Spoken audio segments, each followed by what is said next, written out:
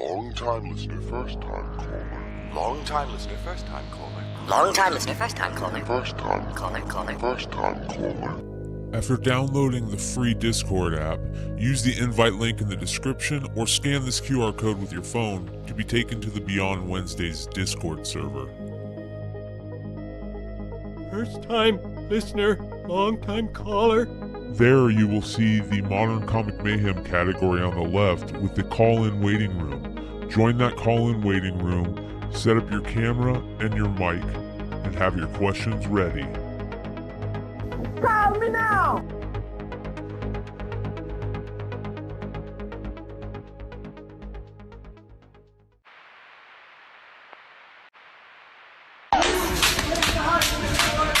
Eat a bag of dicks! Nice language in front of our boys! They ain't playing tennis!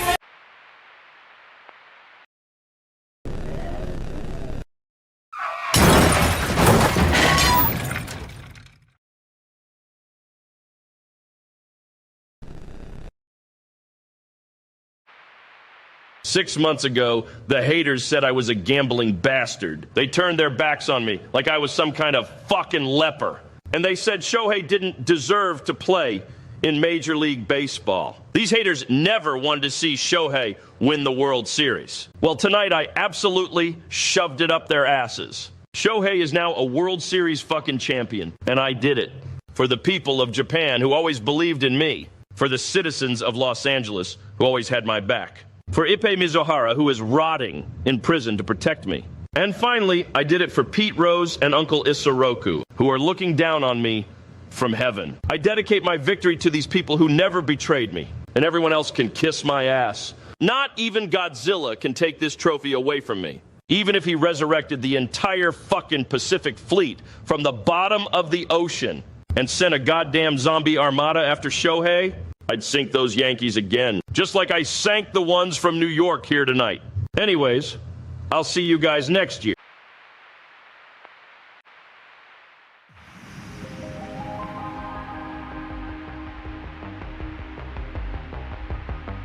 The following program deals with a controversial subject. The theories expressed are not the only possible interpretation. The viewer is invited to make a judgment based on all available information.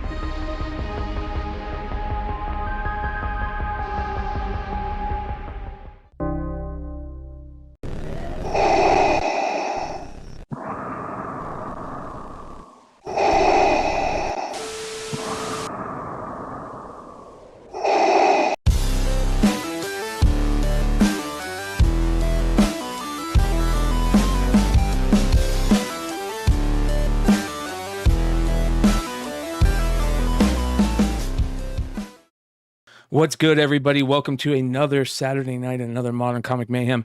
The link is pinned in the chat. If you guys want to join us, the link is pinned. Shout out to everybody out there that's joining, that's hanging out with us live.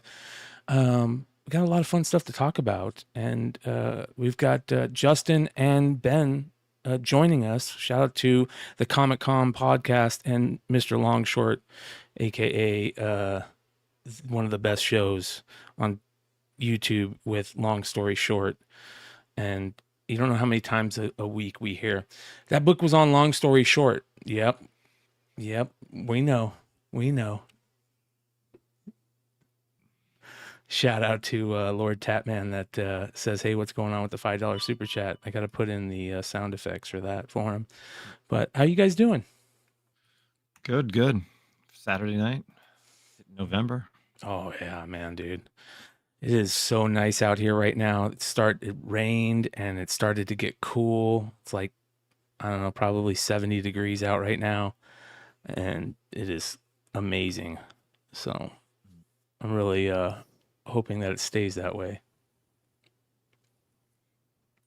What are you up to, Ben? What you been up to?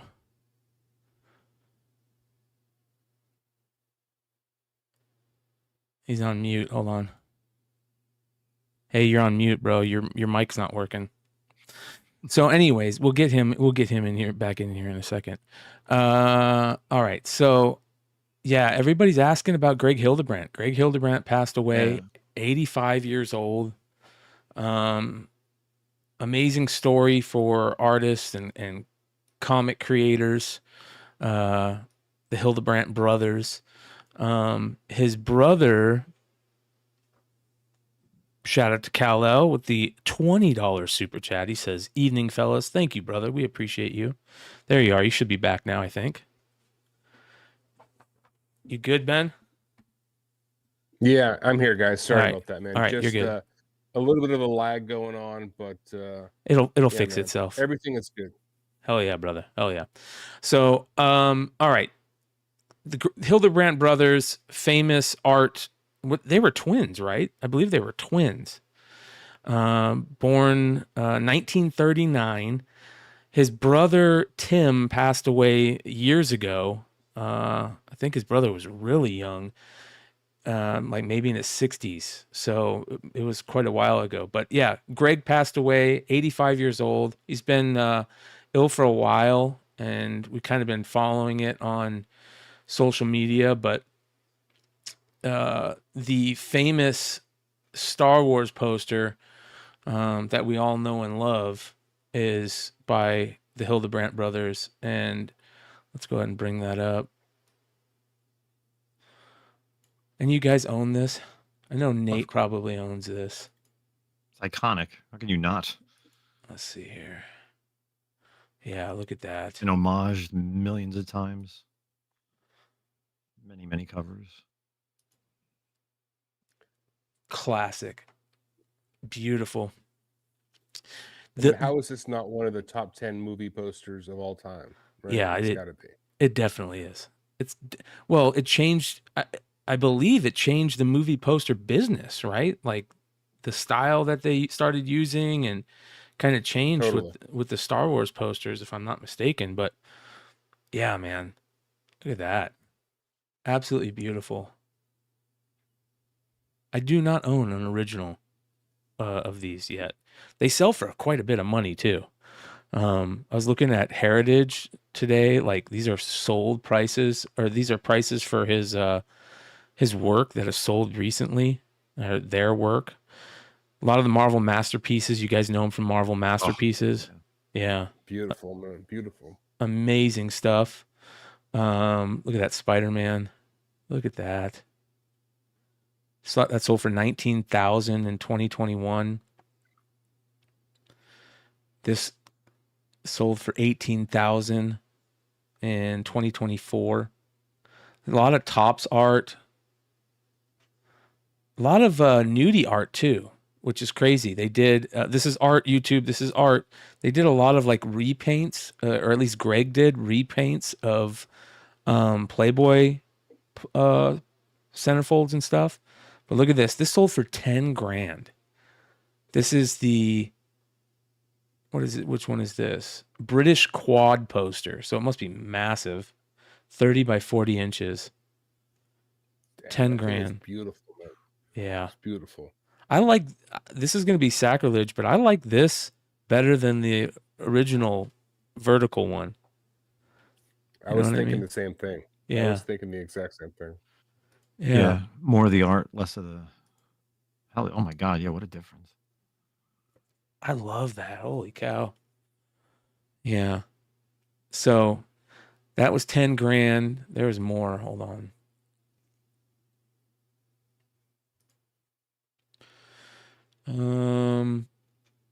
Another one sold for 8 grand of the same thing. 7,200, 6,900 in 2020. This guy's saying he'll sell it for 10 grand. I always like those offers when I see them on Heritage. I know. I agree. 4,800 in 2019. This is the canvas poster art signed by Carrie Fisher. Those are pretty amazing, the ones that have all the autographs on them. Yeah, for sure. Here's a vertical one, but it's Spanish for 2,400. But you can see all the artwork that they're known for, and especially he's known for. Seems like in his last years, he was doing a lot of pinup style art. Why not, man? It sells. It always sells. Look at this. I think he did some Lord of the Rings too. Oh If yeah, I'm not mistaken. ton of Lord of the Rings. Absolutely beautiful. I can't get over how good this is. What is that from? Pixie Flight. Probably some art card or something, I imagine. You know? Hood. What's up, guys? Joe, what's up, bro? Not much. What's up, Nemesis? Good evening, sir. That one's pretty crazy. What are We're you looking up at to, man? Hildebrandt doing? art. Greg Hildebrandt passed away at 85 years old. No way. Yeah. Star Wars? Yep. Oh, wow. Yeah. We're talking about like prices. You can like, this was a Mexican one, 500 in 2017. Those are very expensive, man. Yeah.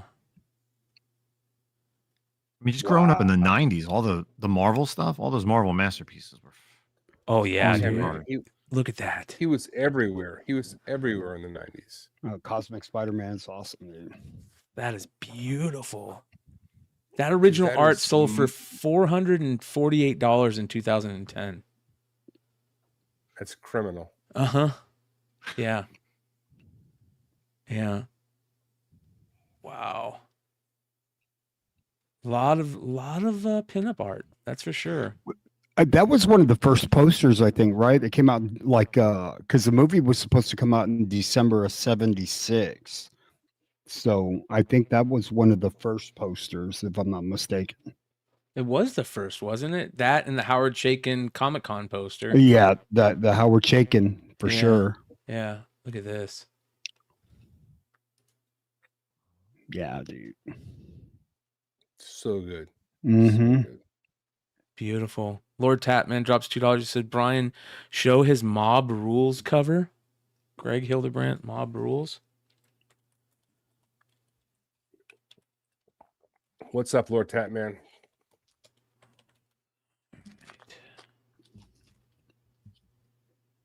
Oh, wow.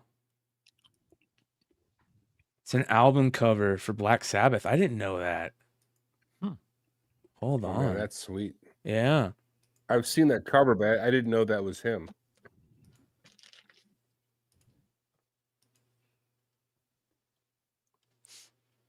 What is this? All right, here we go. Oh, yeah. Damn. That's Sweet, badass. man. That's sweet. What year was that? Let's see here. Crucifier's Mob personal art. Oh, it's for sale? Oh, it's sold for 10 grand. Oh. That seems to be the magic number with art nowadays, man. Yeah. 10 grand. How much was it? 10 grand. Yeah, pretty much. Yes.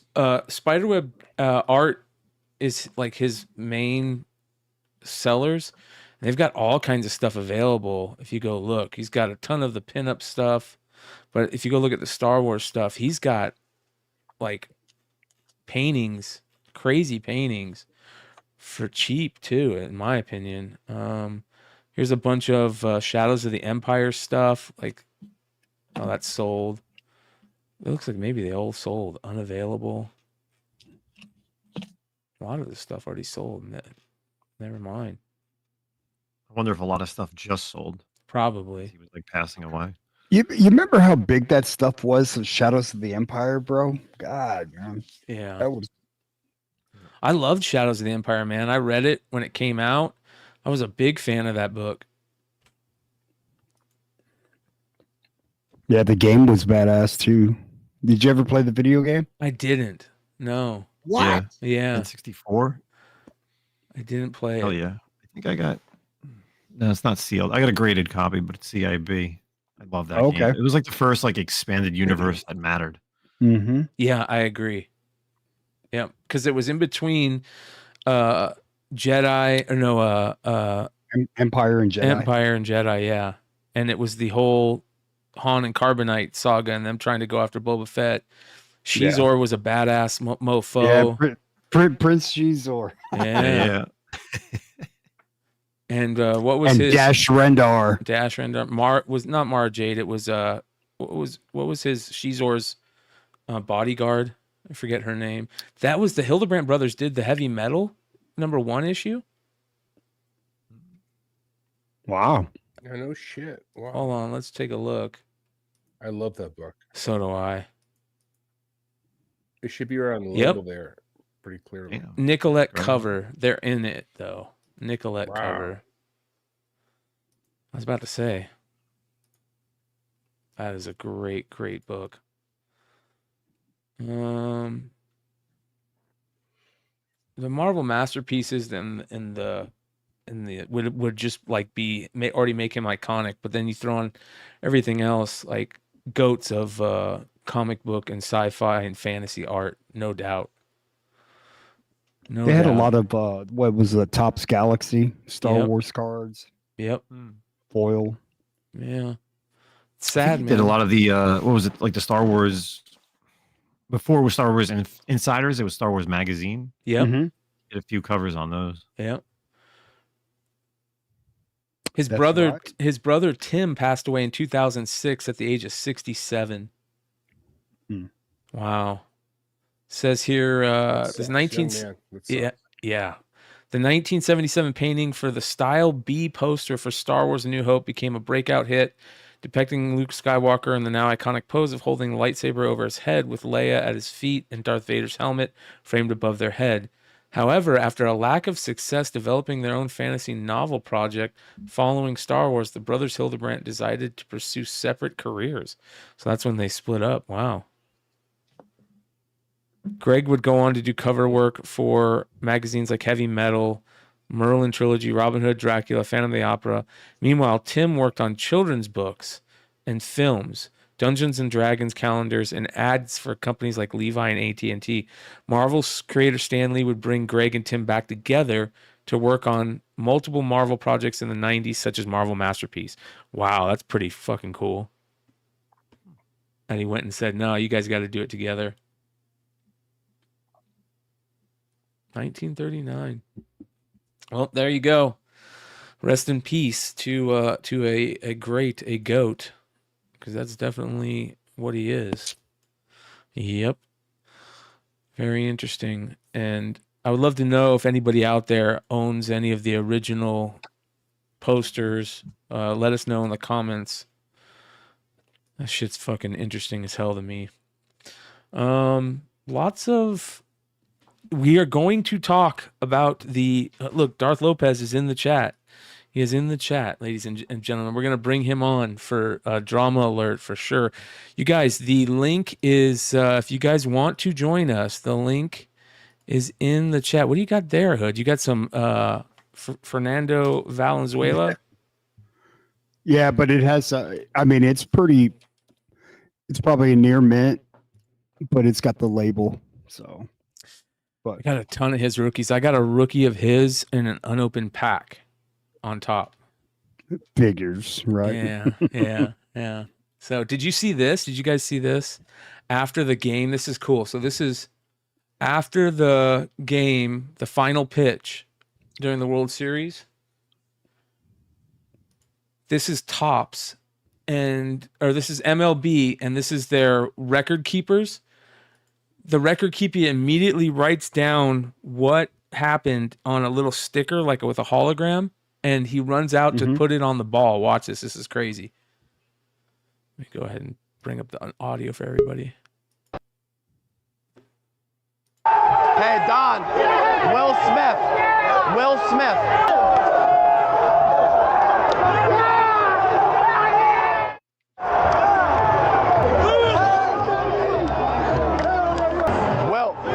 To authenticate it and give it back to you. I gotta give it to Walker. Absolutely. Just do us a favor, hold it up. Congratulations. That is cool as hell, dude. Yeah. Isn't that dope? That's dope. Well, I wouldn't buy any baseball memorabilia without that hologram now, because yes, there's so many good like fakes out there. Like from an autograph standpoint, these guys are just incredible at forging. But that's why PSA was created, So that's the real deal. That those holograms, because they input everything from like a signature or something that happened on the baseball field, or basketball needs to do that, and so does the NFL. I wonder if they do. They probably do. I wouldn't be surprised if they do. I hope so. Who knows? It's good shit. Did you guys see this? I don't know if you guys, me and we were talking about Dynamite backstage, and it's interesting because I just saw this today. They're going to be doing a Thundercat Classic Omnibus. That's actually kind of cool. Oh, shit. Yeah. Yep. Yeah, man. That's a big deal. All this stuff is going to start getting reprinted now in cool omnibuses and absolute editions and big old compendium. No question. No Yeah. question. Yeah. I'm surprised that they didn't do a Kickstarter like G.I. Joe and shit like that. It probably will be a Kickstarter, dude. I wouldn't be surprised. Yeah, they just did that. They just did a Kickstarter for the Transformers 40th anniversary cards. Yep. That just ended. Saw that. That was awesome. Man. I'm waiting They for also- Skybound to do Transformers. God, I can't wait for that. Who's that? Scotty Young? Skybound. If Skybound does how they did the G.I. Joe, if they do a Transformers, They one, are. Oh, I'm all over that. Yeah. I'll be the top tier guy. There's going to be so many comics over the coming years coming through Kickstarter. Yeah. I agree. All right, so let me just take the long way of doing this. There should be a thing that says projects that he's created. All right, where is that? Created, there we go. All right, where's the Stray Dogs one? Oh, is that up yet? I know they announced it. Yeah, I believe so. Here we go. Bleeding Cool. Oh yeah, it's not through Kickstarter, it's through Backer Kit. So it's like Kickstarter. Stuffed animals. Yeah. So don't forget that, you guys. I'm gonna drop this in the chat for everybody, just in case you guys don't have it. This is on Backer Kit, not Kickstarter. It's got 24 days left. And Yeah, Trish is so cool, man. I got the Generation 1 plushies, the Huskies, and she gave me 2 of them for my nieces. Really? Yeah. That's super cool, dude. There they are right there. She's got it right there. Yep. I got 2 of those. That's awesome. Yeah, they sleep. That's their favorite. That's their favorite doggy. Are they going to include any cool? Oh, here we go. Dynamic Forces exclusive metal cover comic. Oh wow! Dynamic Forces exclusive real metal cover. I don't know if it's got to be a comic, I believe, but who knows? Maybe just the cover. I don't know. You can put on your own book, I guess. Look at that little dog collars. There we go. Go check it out. I think that's cool. I think it's cool because she always wanted to do that. She had been talking about that and made the OG ones. And these look great. Look super cool. Anyways. Speaking of dogs, have you seen the Krypto books? The Superman. Are they going crazy right now? Bro, the Alex Ross book is flying on eBay, man. Flying. Like I saw, there's a couple of graded ones, man. They're expensive, like over $200. I haven't checked. Is this the open order? Like just the open order cover A? Yeah. No shit. Yeah, look at the sold listings for let's see. Superman, I think 6. Right there. 80. Right there. $15. Yeah, go to Soul. There's a shitload of Soul ones. I'm just looking up Krypto, and these are all. Look at that, $17.50 for Superman 712. Yeah, that one's a great one, also, man. Wow, All because of that poster with Krypto in it. it's worth it. Yeah, if you type in 680, you'll see all of them sold, just like boom, boom, boom, boom, boom, boom. Look at that one. I've got a first appearance of Krypto. Oh man, that one's expensive, and even in a low grade, it's low expensive. grade. I think I've got that Ross in a newsie somewhere. Ooh.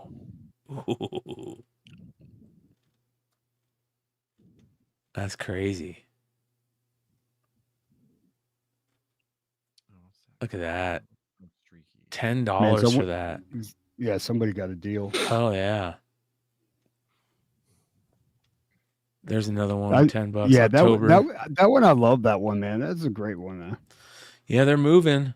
It's $14.99. There's a bunch of them that we've seen so far. And the Krypto animated 37. That First one's key taken appearance. off too. 20, 12, 20, 11.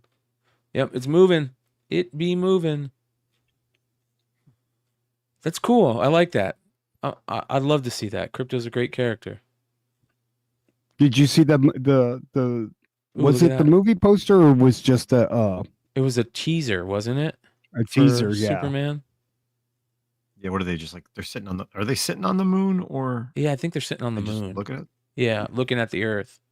Look at that. That's cool. I love Superman flag covers. There's some really good ones out there.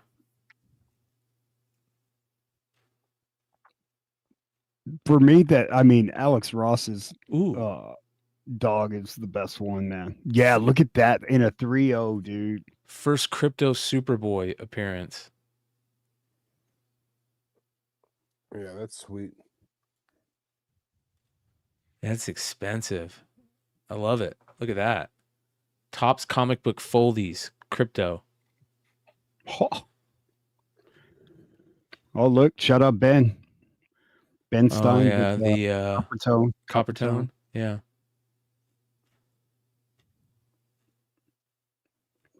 There's a cover with Krypto going crazy, like he turns into like a pit bull or some shit. Cover, it's crazy. I forgot which one it is. So these are this is supposed to be what they're basing it off of too, right? Yeah. This Yeah. storyline. Yep. Well, good. I'm stoked for it. That's for sure. I hope it's good. He came out and talked about something today. Did you guys see that? I think it was this right here. What is this? Compensating creators. They discover a terrifying. It says DC Studios CEO James Gunn addressed the issue of properly compensating and recognizing DC creators for film shows and more. Like, where? Here? If you look into that's history, the old video. Yeah, I was The about to one say where I've they seen made the that. announcement, Yeah. Oh, right here. What is this from? The originating comic book authors whose characters form the basis of the stories, the artists who created the original visuals that are turned into movies. Stan Lee died a pauper. What? It's not fair that the creators don't even know their characters are being used until they see it on headlines. Let some feet in any money of it. Both DC and Marvel compensate comic book writers for their creations. I have created personal relationships with many, if not most, of the writers who have created characters who I have gratefully put into the films. Stan Lee was my friend. I loved him, and he did not die a pauper. Yeah, what an idiot for saying he died a pauper. Who said that? It's not Bill Finger. Bill Finger died a pauper. Yes. Yeah. Same with one of the Superman creators, right? Schuster. Who was it? Who was it? I think they both got money from the Salkinds when they were doing Superman the movie. They did get compensated, but it wasn't shit. There it is, right there. Yeah, dude, look at that. Different kind of dog, though, but it is a different kind of dog. That's interesting. That's really interesting. I'm trying to find out where he talked about this. Probably in replies here. I want to see who he said it to. You know what I mean? Like, was that? I wonder if that was somebody that.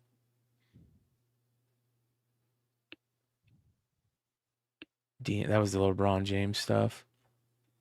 Anyways, I don't know if it was on IG or what, but according to Rich Johnson, he said it was noting it was unfair that the writers and artists who created the characters that serve as the basis for DC Studios' upcoming projects aren't properly paid for their creative contribution. An individual added that there was the added insult that comes when many creators first learning that their characters were being both brought to either big or small screen when it hits the headlines. Gunn responded by noting that whatever. I mean, they get paid in the films as they should. What is this? General flag. Don't care. So, who knows? I'm still looking forward to the movie. Fuck all those guys. It is what it is. All right. We'll go over FOC in a little bit here. I want to get into comic drama alert. This is going to be interesting. Yeah. This is going to be interesting. Here we go. I hope this makes your comic book drama, because these dudes, goofy ass dudes. Into the into the into the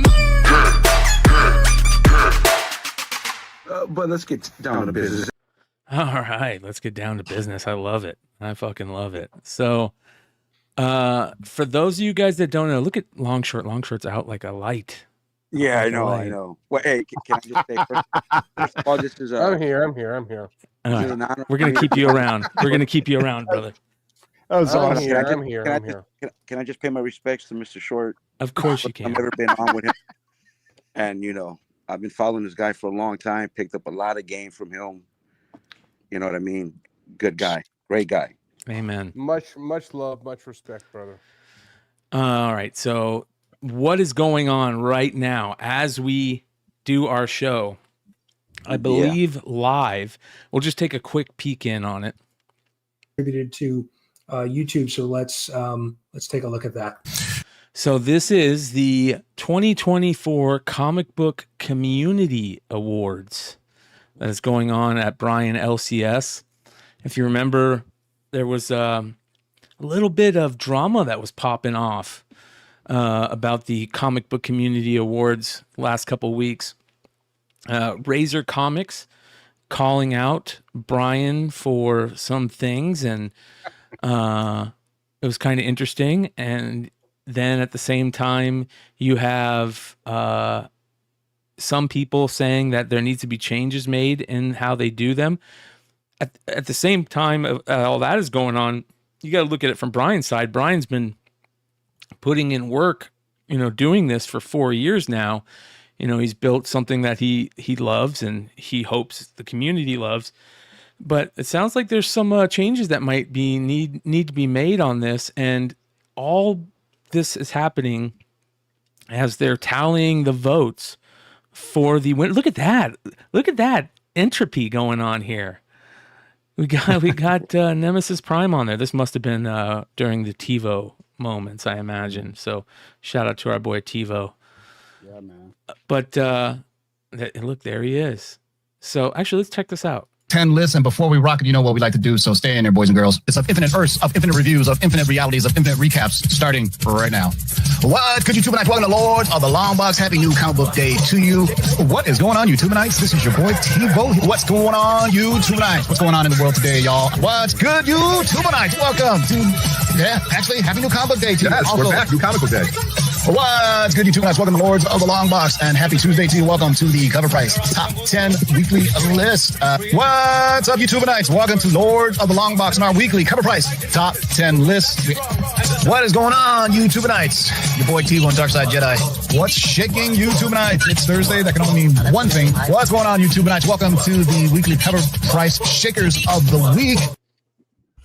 That was pretty freaking cool. So that's just really a small sample of both, Benny and Tim's work on YouTube. Definitely go check out their channels.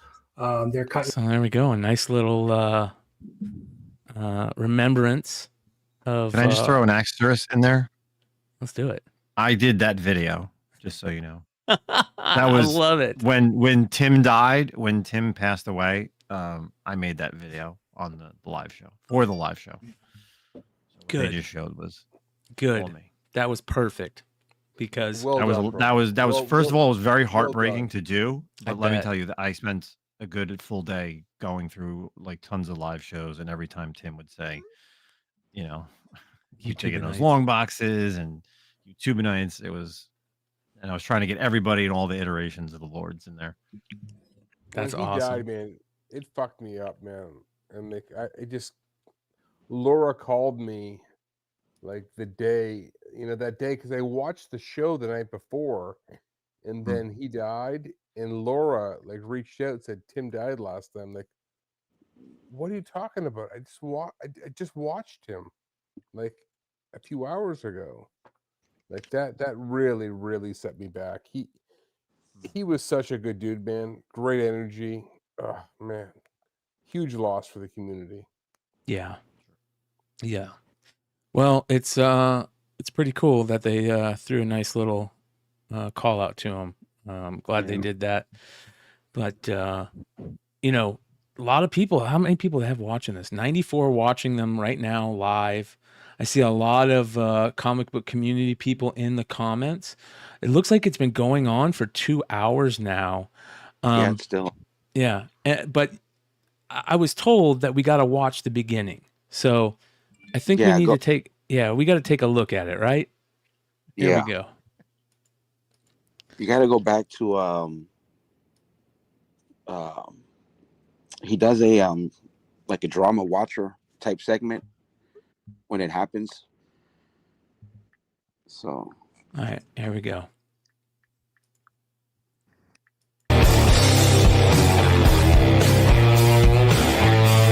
Hello, sticker people, and welcome to the StreamYard Amphitheater, where we are live for the 2024 Comic Book Community Awards. Oh my gosh, we finally made it. We finally made it to the Comic Book Community Awards of 2024. Going to the Comic Book Community Awards is kind of like going to a Little League awards ceremony. It's just, you got to go. You don't love it, but you got to support the kids, right? It's for the kids. It's for the kids. Our good friend Brian LCS has invited us to roast the Comic Book Community Awards, and I couldn't think of a better way to do it than to talk about some of the celebrities we have here tonight. We've got some good ones. And here we go. What? Oh, that wasn't it? It wasn't. She should have kept it going. He comes out. He does little segments. He did segments for him, so he comes out during the show. Oh man, he should have went longer on that. That really didn't hit as good as it should have. If he would have let him kind of like roast some people, like let him roast Brian, like in the awards themselves, it needed to be a little bit longer. But that was pretty funny. I got to give it to Sticky Goose. He does have a sense of humor, that's for sure. So all right, here we go. Sticky Goose with the intro. Who saw that coming? Welcome everybody to the 2024 Comic Book Community Awards. It's here. We're here tonight to announce the winners in 30 different categories. The community has spoken, and we'll get to the results, in a little while. But want to welcome my co-host for the evening, Mr. Couple Comics, Will. What's up, everybody? Excited to be here. Hope everybody's excited to see who won tonight. Oh man, I can't believe we're here. This time just flew. I know. It was beginning of October, and now it's November, and here we are. And don't forget, we lose an hour of sleep tonight. That's right. It's I just want to see the Sticky Goose stuff. Time at this things point. going on. We lose an hour? we gain the But hour. before we get into the Mon Comics. I thought we gained an hour. Or it's forward or back. That's fake news. We gain. Yeah. We gain. Yeah, we moved the clocks back, right? Yeah. I was about to say, dude, I got to get up early, man. Here's Sticky Goose. All right, here we go. The Goose. again with Sticky Goose. I think he's he wants to talk about Mr. Rob Fat Stacks. The next person we have is Rob's Fat Stacks of Comics. What a beard. He is by far the best packer of comic in the community. He taping, bubble wrapping, and mailing skills are unmatched. My guess about him is that he loves barbecue and bubbin'. That was stupid. Yeah. What? Yeah, well, they're lame. They're both lame. Like the first one was all right. But after that, I think he does another one. And then it's the do you think that Brian put that in because he didn't like what he said?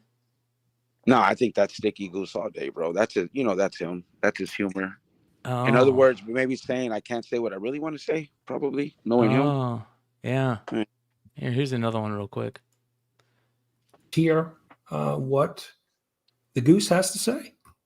Oh my gosh. The first one up is your friend and mine, DJ Lynx. DJ is simply the best. His catchphrase is to spread love. It's the Brooklyn way. What a guy. He looks so cuddly. That's so stupid. That doesn't make any sense. That's not funny. No. That's not funny at all. That's pretty terrible, man. All right, so there's supposed to be a drama section in here, right? Yeah, you got to go. I don't want to give it up. You got to go where the easiest way to find it is, but it's kind of like spoiling it if I say it, but he does zoom in on an empty apartment. Oh, I got it right here.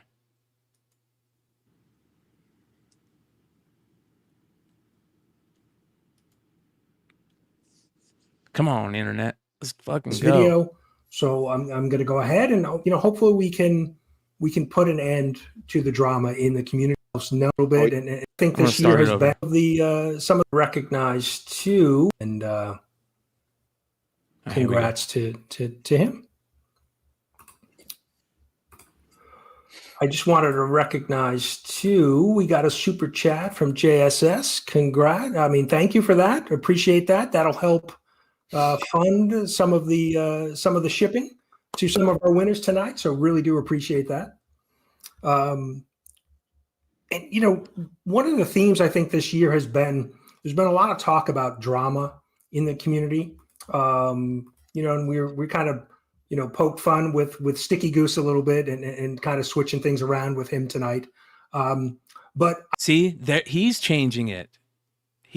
Sticky Goose sent him a thing where he's roasting people, and Brian's LCS is changing it. That is stupid. What a mistake. If I was Sticky Goose... He changed it himself? Yeah, he just said right there, like, he goes, us messing with Sticky Goose and kind of changing his words around a little bit. I did get... All right, here we go. Listen. And we kind of... poked fun with Sticky Goose a little bit and kind of switching things around with him tonight. But I did get, somebody contacted me and wanted to kind of make themselves known. And so they asked me to play this video.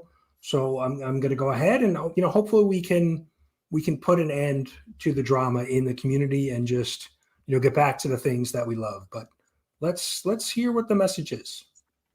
For decades, we have operated in the shadows, monitoring the community for any drama. I'll say this. Every word of dialogue in those scripts was mine. I don't want to. Every story. And I don't want to get into controversy about that. What I want to. I can tell you that I wrote a few lines myself above every panel that Yes, I've seen those. They weren't printed in the book. All right, look. Jack, answer me truthfully. I wasn't allowed to write. Did you ever read one of the stories after it was finished? I don't think you did. We are the Comic Book Drama Authority, the CBDA, but recent events in the comic book community have prompted us to reveal ourselves. This is rough, man. This is rough. I am here to tell you all that April has left me and she has decided to be with Clayton. At least he's picking some cool things to like show about the history of drama. That's kind of cool. Like that shit was old though. Yeah. Yeah. Clayton came into my house. He treated me like a brother. Most of these drama events have been handled. Has anyone heard from Decor lately? Yes, Decor has been around. I've seen him in multiple chats. Shout out to our boy Decor.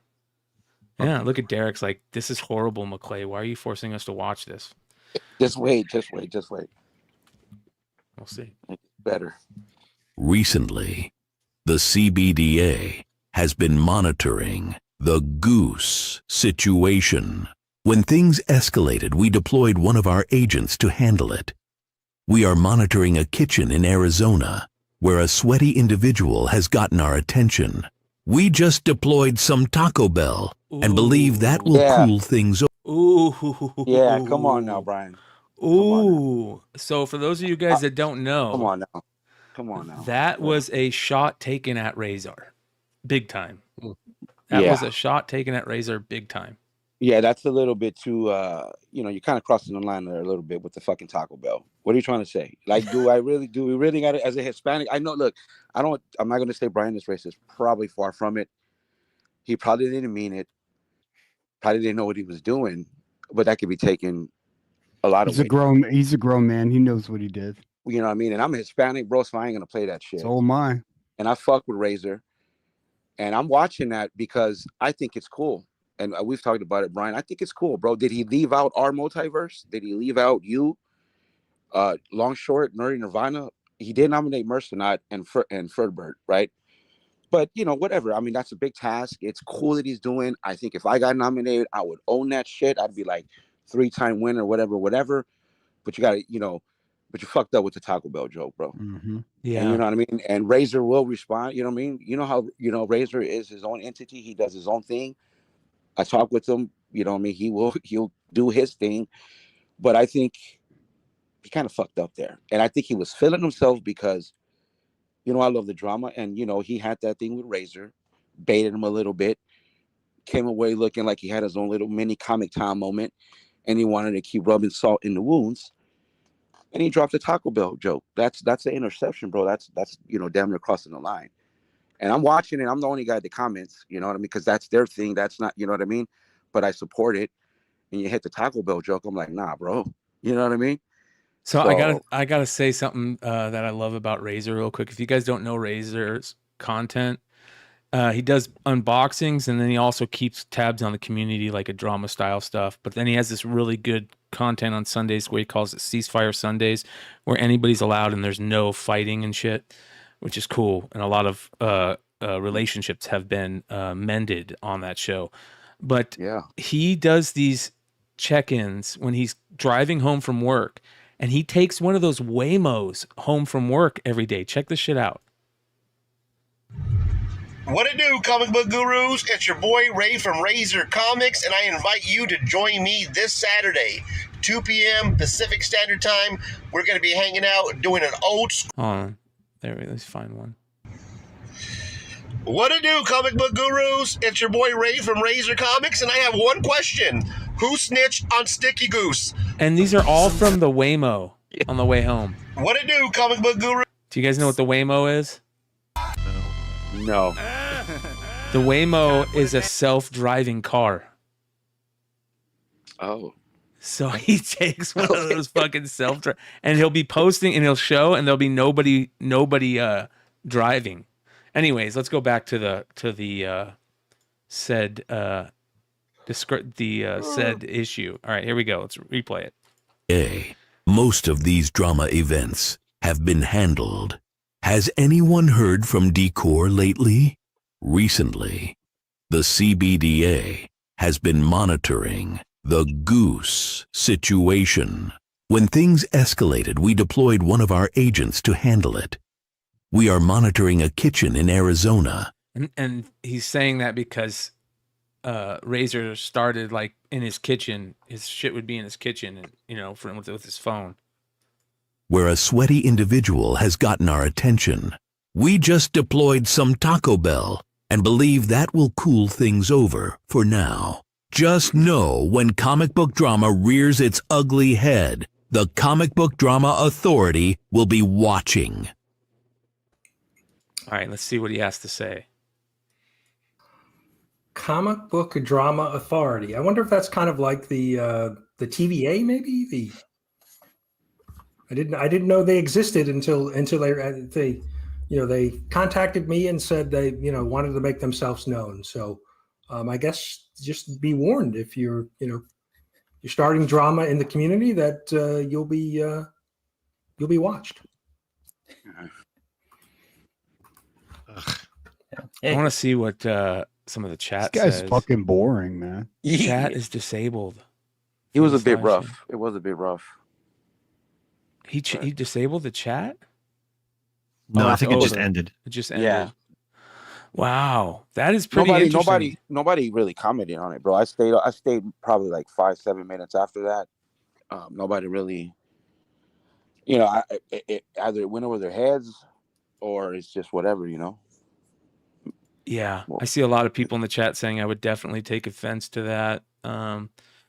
Unless there's like the only thing I can think of that would give him an out for that is if like Razor talks about his love for Taco Bell. I don't know if he does in his content. But like I know Jesse, like What's up Jesse with the James. sweaty stuff? Yeah. Yeah. What's up with that shit, bro?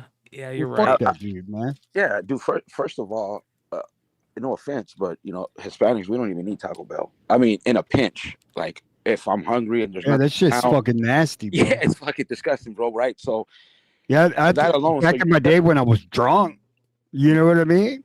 Not I even was that, coming bro. from the club and shit. Yeah. I'd rather have a Jack in the Box. Yeah. Oh yeah, Back in the Cali- little tacos, yeah, fried Yeah, tacos. There's no Jack in the Box out here now, but so that's number one. That's number one. But dude, I don't know. I spoke to Razor afterwards, and he's like, he'll do his thing, but Did he take offense to it? absolutely.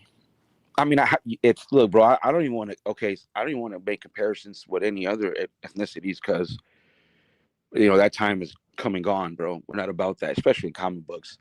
Now we all know we get into our drama, we get into our beefs. Fine, right? But that's very disrespectful. And I feel that he didn't know what he was doing. But at the same time, if you put tacos with Hispanics, how could you not? Yeah, dude, come on, man. Think He's a fucking grown man. What is he, 80? Yeah, he's a grown man, dude. Yeah. Mm-hmm. Yeah. Man. That's I wish you hadn't shown me that, bro. Dude, it's like bro, I don't want to make that comparison, but we all know what happened, not too long ago. But that all worked shout out to itself West out. Coast, Big Rob. Appreciate you, brother. But yeah, I don't know. You already look, dude. I don't know. You declared victory because man, I saw what happened, what went down with them two, and it's like, okay, I'm neutral. I watch all that content. I watch all these contents, right? So I'm like, okay, well, if I look at it, who won? Obviously, Brian, because how it all went down, how he went. To I his disagree family. with that. I think Razor did very well in that.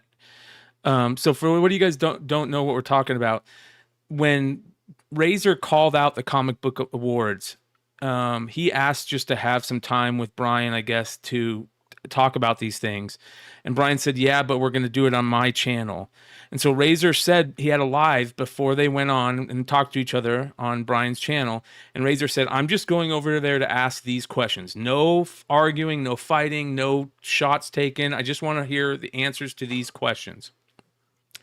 And so Razor went on there, and Brian pulled out like these gotchas. There were these weird gotchas. And he just wanted to he just wanted to fight. And so that was like a loss in my opinion first, because Razor said, I just want to ask these 3 questions and get answers for him.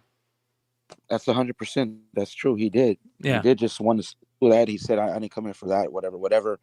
Brian did set him up because he kicked him out. Right? I don't know how he put him on timeout for a little bit. Yeah, he would drop him from the StreamYard and not let him talk.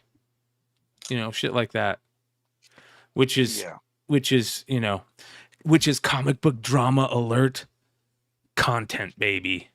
It is. I see that and I salivate over here, and I think Keemstar would be proud. Yeah. Drama alert nation. Dude. Anyways. You know. It is what it is. We'll see. I think that this is going to be a big deal moving forward for sure. You know, it's going to be very interesting. Can't wait to hit TikTok, man. It's going to be good. Dude, I can't wait to see what Razor says. I think that, okay, here's the thing. Brian's going to have to come out and apologize. When does he apologize? That's the question. Here's the thing. Does he even know? Is anybody from his multiverse telling him, yo, bro, you can't be multiverse. Like, hey, homie, you can't be making jokes with Hispanics and tacos, bro. What do you mean by I sent him some Taco Bell to cool things over? I could take that. I could take that. Man, I feel pretty cool now that I ate some Taco Bell. Man, I was a little upset. Thank you for the tacos. Yeah. Fucking idiot. Yeah, Razor's gonna roast him, bro. Like he does it. He don't hold back. You know what I mean? He's rated R. After that, me and Brian were talking about, he did his thing the next day and lit Brian up for about 30 minutes. I mean, whatever. You know, that's their thing. So I'm pretty sure Razor tomorrow is gonna he's probably writing material right now. I hear he's got the thumbnail already. I don't know, dude. It's not funny because I took offense, but hey, Yeah, there was Alex is asking who made the comment. So you're right. Sticky did make some really weird comments about Razor on his show that didn't make sense. Yeah. But Brian LCS made a comment tonight that was a little bit out of pocket. Not a little bit, a lot out of pocket. And so here's my thing. Brian needs to come out tonight and respond he needs to come out as soon as possible and respond and say, hey, I'm sorry. I didn't, whatever. If he doesn't, it's going to be a lot of shit thrown his way for sure. And that's not good for the Comic Book Community Awards, because I don't know about you. Here's my thought process with the Comic Book Community Awards. I think that they are cool, and I think that they can. Sorry, I should state this a different way. I think they can be cool. I think that there's a framework there, and they can be cool. It's got to be changed up, and it's got to be done a little bit different. This whole thing with Sticky Goose, getting into it with the sticker people, and I got to give Lopez big credit on this. The multiverse thing is unreal to me because it makes a lot of sense. When Sticky Goose got into it with the sticker people and we started covering it, it was like the crisis on Infinite Earths. It was the moment that the Anti-Monitor showed up and fucking all the fucking Earths, went into one. And there are multiverses, and Lopez is doing this thing where he's looking up the history of all the content, comic book content creators, trying to find like the dates that they started, a little bit of information about them, beef between who is who. It's almost like the who's who of the comic book content world. You know what I mean? Those old school who's who things. Yeah, if you're going to do that right, like for me, Laura from Bird City would be the perfect like host for something like that. Like for me, like that guy, I would stop watching it after 5 minutes. Yeah, it was. See what I'm saying? Like Laura's got a style like made for something like that. Like that guy is just. Maybe I can make some friends by giving some bullshit award or something like that. You know, like if you want to make it a thing, that in my mind, I see Laura like doing something like that.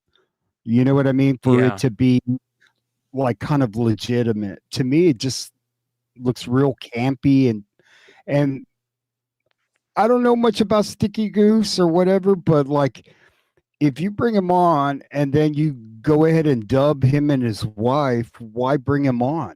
You know what I mean? Like that just freaked me out. Yeah, I agree. They ruined that. I think that was intentional. I think that because I took it differently. I think he just meant that he just brought him on. Like in other words, that's changing things up by just him coming on. I think Sticky did that himself because on the second one, his hand movements is completely off from what's being said. So I think that was like a setup. Like it was intentional. I could be wrong. I don't know, you know? Yeah. I think that it looked like. Ethan Long says niche award shows get stuck as clickbait patterns because they'll never encompass everyone. And I think you're right about that for the most part, but I think it can be changed. I think if Brian went out and contacted a bunch of the people who actually create content and that are friends with, you know, large groups of people and put together like a group of 15 people and have, you know, quarterly meetings with them, get ideas from the community about how to fix things. There's a lot of people out there that are into data and, you know, how to get data and how to crunch it in a way that's smart. And you can pick those people's brains. People like, I know Nate is really smart with that stuff. Shout out to the Cover Price boys. They're really smart with that stuff. You know, we can get people like that in the community to help get that data and, you know, or figure out a way to get that data on a big way. You know, maybe create quote unquote voting boxes at different websites and those voting boxes tally the votes. And, you know, there's things that you can do to make that really cool. And you can bring on, you know, it's weird that he only has one co-host. He should be bringing on different people throughout the show and stuff like that. You know what I mean? I don't know. I think that it can be fixed. He did have some winners come on. Okay. I'm seeing if Longshort is asleep because I'm the 86 Celtics Sports Illustrated. I go, he's asleep. I'm here, man. I'm here. I don't know. Justin, were you ever part of the Comic Book Community Awards? No. Yeah, we should talk them at some point. Yeah. Because initially, I think the way it is you have to, everybody votes in whatever the category is. And then it gets broken down where he has the list and then everybody votes on each of the categories. And then he has a whole website for it. That's how it's done. But yeah, I don't know how true it is, you know, how. Yeah, that's the problem. That is the problem, is that you don't know how true it is. So, all right, we'll see how that all plays out. This is the next thing. Hood, do you remember, I think it was the Almost 10, or no, it was Buy the Dip on House of Stein. I brought up the Incredible Hulk third print, and we looked at it, that sale, and there was those weird sales, and Stein went and looked it up, and he's like, they're all the same book. Those two sales. You remember that? Was like 2 weeks ago. Yeah. Yes. There's been a big scam on that. Like some dude has been selling the same 9/8 over and over and over and over again. Yes. And we've kind of deep dived into it because there was a big sale about a month ago, I want to say, for like maybe a couple grand or something crazy like that, like 2,300, something weird. And that I think was a real sale. And I think this person saw that and he took that book, that picture that guy used, and he's been putting it up on eBay and he's been trying different things. Well, one sold in some auctions, Well, this is classic, you guys. You're going to love this. So Bry's Comics puts up a video that says, I can't believe I did this.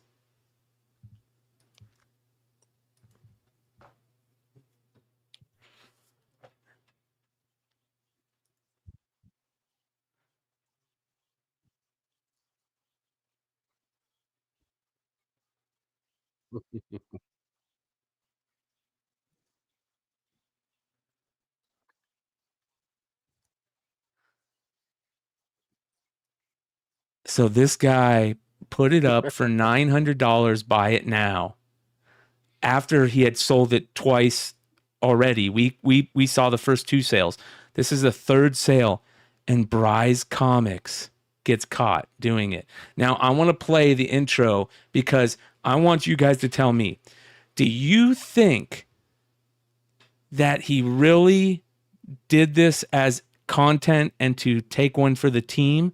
Or do you think that he just got screwed over and went, I got to make content out of this. I got to show that I took one for the team. That's my question. Here we go.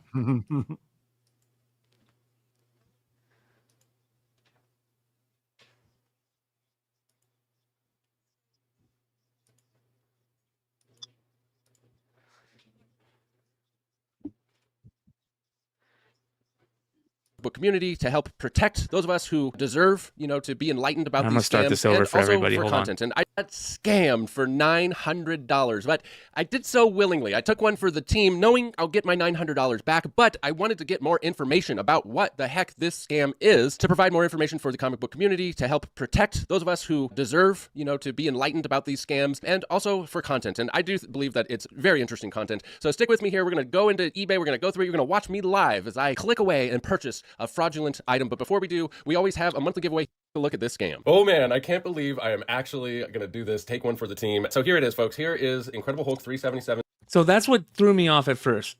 He hasn't bought it yet, and he's saying he's going to take one for the team like he already knows it's a scam.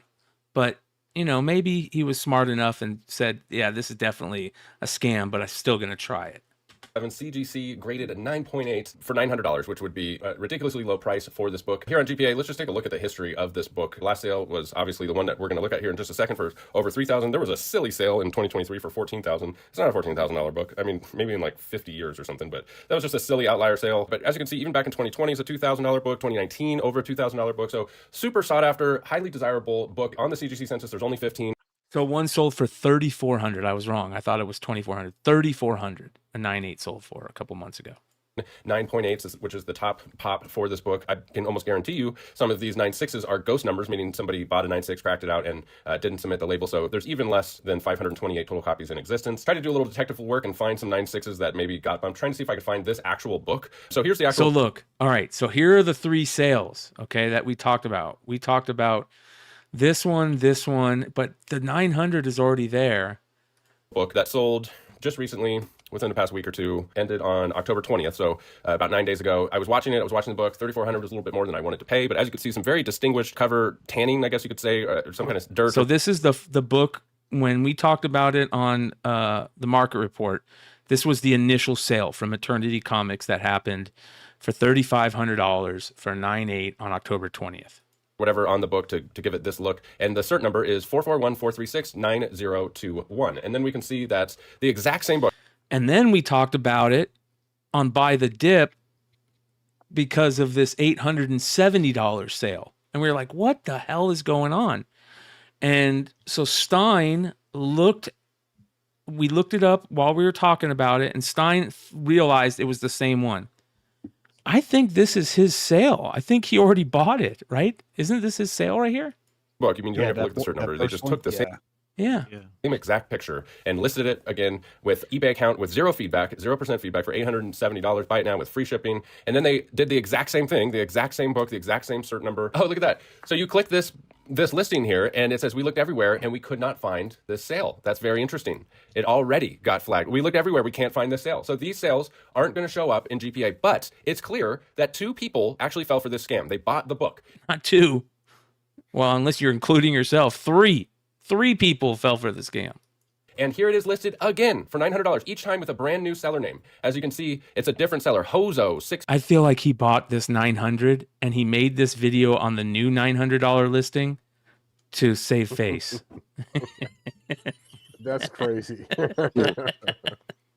416 Kanjamo 0%. And here we have a third one, Krajho 0 for $900. I'm going to take one for the team, folks. I'm going to buy this book because I know beyond a shadow of a doubt that I will get my money back from eBay buyer protection. There's no way that this person's going to get my $900 because they have to, if you have 0% feedback on eBay, you have to complete, I think it's at least 100 positive transactions before they will give you a payout before the item is received by the buyer. So if you start a brand new eBay, you sell something, you don't get paid until you ship the item. And I believe the buyer has to even leave positive feedback or a certain amount of time goes by or something like that. So there's no possible way he's going to get the $900. There's some other part of the scam, and that's what I want to find out. And the point of this video is to help you guys. Like, this is the scam. If you're naive enough to make the purchase thinking you're going to actually get the book, you might be naive enough to follow through on the actual scam part, which is however they're going to do this. Either they're going to ask me for money deposited to some other account to cover the shipping, or they're going to say I'm not going to ship it until you leave positive feedback for me or something like that, so they can get the $900. We'll see what it is. I'm going to take one for the team. I'm going to buy it now. Marcus is going to have to block out any pertinent information here. See, this is like so crazy. This is nuts to me, dude. I told you, this is crazy. Everybody's like, what the hell is going on here? Zabit saying, I don't think he fell for it. He is content driven. His scam videos are some of the bigger videos. Yeah, you're right. It could. I'm not saying it isn't for content, but there's part of me that goes, he fell for it once, and then he went, now I'm going to do this to show as content. But we are going to. I'm so glad Bri is taking care of us and looking out for us in the community. Yeah. $900 is just a drop in the bucket for him. Yeah. That's the Delado guy, right? Yes. Yeah. Yeah. Bought a scam book. I cannot believe it. I can't believe I did it. I got to get my money back, folks. $900. Order confirmed. Thanks. There's the order number. Now, let's view the order details. I want to have a little fun with this and see what kind of person this is. I am not one that's, gun shy of actually communicating with these scammers. So I want to go in here and see if I can send them a message. All right. So no matter what I do and what I click on this guy's listing, it says data error. It will not let me send him a message. I cannot contact the seller. Still have questions. Click contact seller.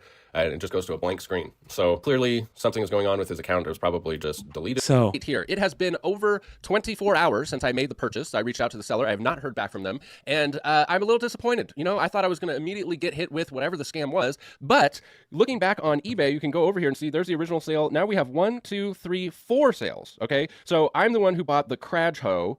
And then after that, they created another listing and sold another one. So I know they're active. I know.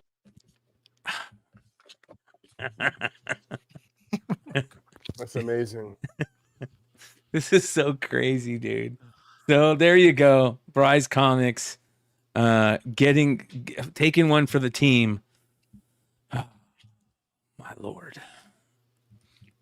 He should have been watching House of Stein. That's all I'll say.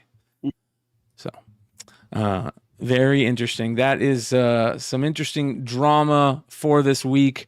We have another drama alert. Okay, so this is from somebody that sent me a message on IG. I'm not going to say who it is, but they put in an order with CGC for the Mark Silvestri signing. And they sent a book, and they got a message back from CGC that said this: Hey, David, I have some small news about the Mark Silvestri signing. I called them yesterday because I was concerned about the delays, to only be told that one of the books unfortunately was not signed. Technically it was signed, but they didn't realize that the window bag was not cut, so he signed it on the plastic.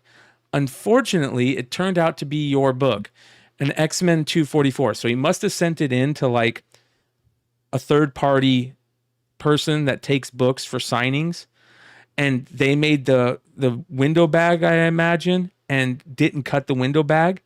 So it continues. Unfortunately, it turned out to be your book, the X-Men 244.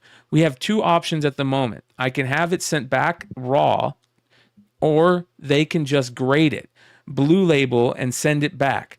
Let me know what you prefer to do. P.S. I still cannot believe nobody from CGC reached out to me to tell me that was the issue. I had to actually follow up to find out it's being held because of one book. So they held his whole order because of that book. Yeah, sure, it's my mistake. I forgot to cut the window bag, but anybody that has a pair of eyes can see the window bag was not cut. Apparently, things happen very quickly during signings, and they never notice. Sorry about that. Let me know what you would like to do. So the third-party guy forgot to cut the bag. 2, CGC didn't catch it, or Mark Silvestri didn't catch it. 3, CGC is saying to the guy, we can send it back raw, or we can just blue label it. We're not going to do anything else because it was your fault.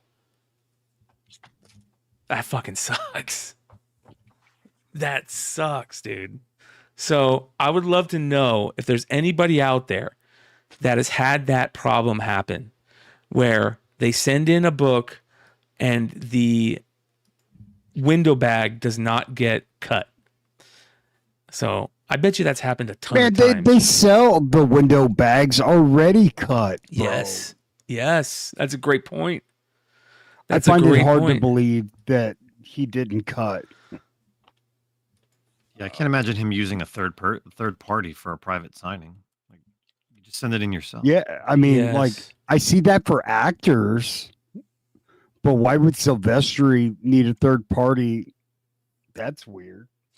Yeah, those window bags are dope, man. For those of you guys that don't know what we're talking about. Thank God, because I didn't want to ask what a window bag was. Yeah, check you know what's these out. funny, though?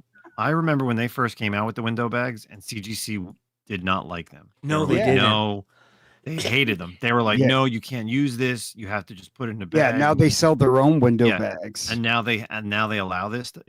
I used to do all my window bags like this, and they were the perfect thing. Yeah. They always were like, oh, you have to have a bag and a board and put it in a regular one. They won't accept these. And now look at them. Yeah. Yeah, these are smart. And I remember the first window bags had like a flap on them. You remember those? Yeah. Yep. Yeah. Yep. They were The blue. ones. Yep.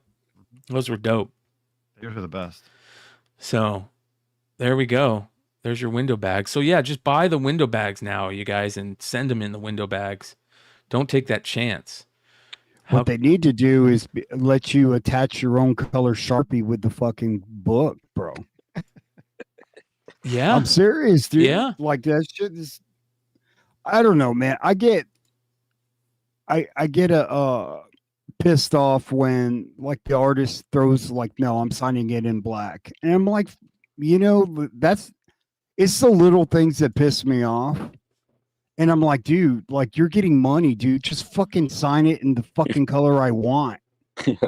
But anywho. I don't like signatures. I mean, I got in a fight with Donnie Cates over a fucking neon green fucking marker, dude. Who hasn't fought Donnie Cates? Yeah. Yeah. He got beat up in an Uber. Dude, I didn't know he did a Doctor Strange run. Now I want to kind of read that. What, the Doctor Strange run? Yeah. Yeah, dude, it's fucking awesome, dude. Yeah. What was it? Yeah, it's Damnation. It's fucking amazing. Oh, okay. I remember that spec. That was some spec, right? Not too long ago, or about a year ago, whenever it was.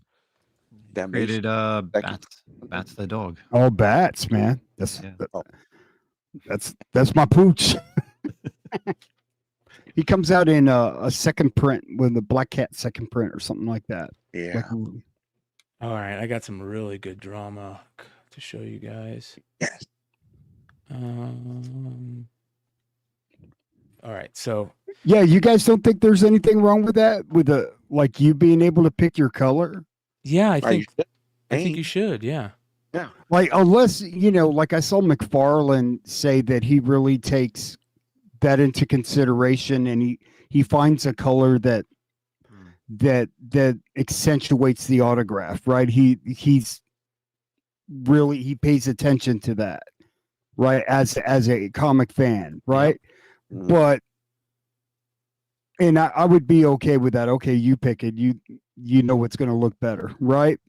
But other people that just don't even consider, no, I'm going to sign in this, and that's the way it is, and you can't even see the autograph on the book, and it's like, hey, it's autographed. It is. Oh, okay. Oh, there it is. It's like I hate that, if you're going to spend the money to get an auto, like you want a decent looking handwritten signature, and you want it to pop. You should be, and at that case, you should be able to pick where you want them to sign. Absolutely. Well, you can do that, like Brad was saying. Ladies and gentlemen, welcome to the show, Mr. Mark Spears. Mark, how you doing, brother? Hey, what's up, guys? Holy shit! Perfect timing, dude. We got to end Comic Drama Alert before we get into some Mark Spears content. So stick around for a couple minutes here, Mark. I want to do one more story before we end Drama Alert. This is the last story of Drama Alert tonight. You guys know I can't stand pack weighers. It drives me crazy. But we have a new form of pack weighing, ladies and gentlemen. It's time. What are you doing? I'm making my money's worth. Babe! What? That's cheating. I'm not cheating. Do you see what he's doing, you guys? What is he doing? So these are those blind toy packs that you are for collectible toys where they're like blind boxes, like the Legos or the Lego characters or, little toy Pokemon. And it's supposed to be blind, so you don't know who you're getting. This guy is taking a shot of the barcode, and it's telling him what's in the box. Perfect. And that one is the one that sells. The same barcode on all of them. I guess QR not. code. Yeah, the QR code, right? Yeah. Well, look like a VR code, but maybe it's QR code. Well, and it tells them what's in there, right? Yep. This one sells for the most, and he just found it. Watch. Babe. Oh my no. That's crazy. I can't be mad at him. That's crazy, dude. If I saw somebody doing that, I would be like, what are you doing? And then they go, hey, Brian, I found one for you. Here you go, Brian. Have you heard of people buying, I have people buy my trading cards, and then they will open them up, insert Pokemon cards, and then send them back to Amazon. Oh my gosh. And I have people open them up saying, and I'm like, it'd be okay if Amazon used to actually send them back to me saying, hey, this person opened them, so they're defective now. But some people are shrink wrapping them back up. And so I've had some people get them from Amazon and say, hey, this inside is something totally different. It's Pokemon cards. One person had like Yu-Gi-Oh. It's a different, they just need a card for the weight, basically. Yep. And it's horrible what people will do. Yeah, man. Yeah, that sucks. That's a good idea. Hey, look what I found. Oh, look at that. Bro, come on, man. I was waiting for Mark. I just randomly knew and felt that he was going to show up tonight. Where'd you get it at, man? I cannot reveal my sources. So those of you who don't know, this Mark Spears did the pencils in one of the stories in Alt Man here. So I think it was called What If Ultimate Powers Went Bad or something like that. I don't know. It was where he I remember drawing it because it was like he can hear the faucet leaking and it just drives him insane. Yeah. So here's some some early Mark Spears. How old were you when you did this, bro? I was probably 18. Look how good that is, man. But they made me do it in a Kurt Swan style. Yeah, you can tell. Hey, mama. And then the inker really changed it up, because because I didn't ink it at that time. I wish I'd have said, let me ink it. So, it is what it is. Man, that's really good. It is good. Let me practice my storytelling. So it worked. Put that back up, Hood. I want to see more. Yep. Yeah, that looks good. Not bad. Not bad for a first pro work. That's I'm gonna have to find that now.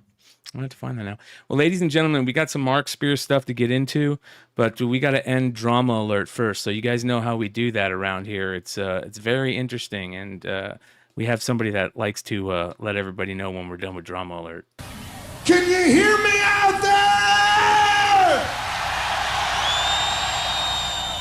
Hey, man, don't be squirting water at me. I'm gonna fuck your girlfriend, pal.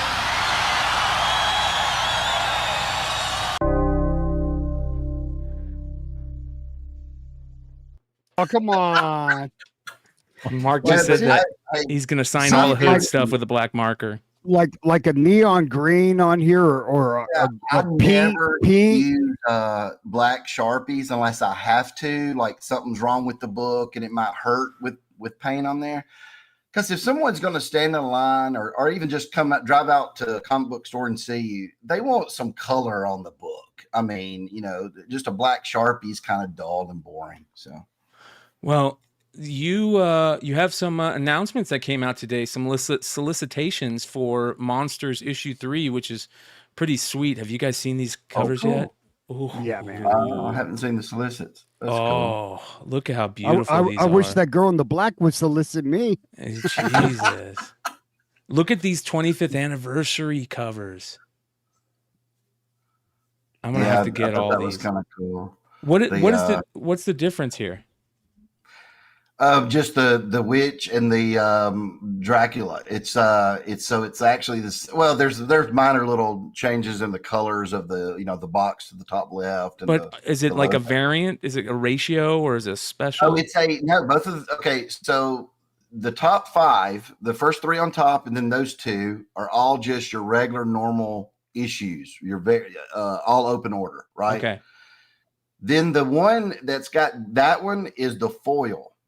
Ooh. So it's the flip foil that Ken Spot does. So I told him, I said, hey, instead of just using the same book, why don't we use the border, but actually put a different picture of Dracula and a different picture of the witch. Yeah, smart. Those people.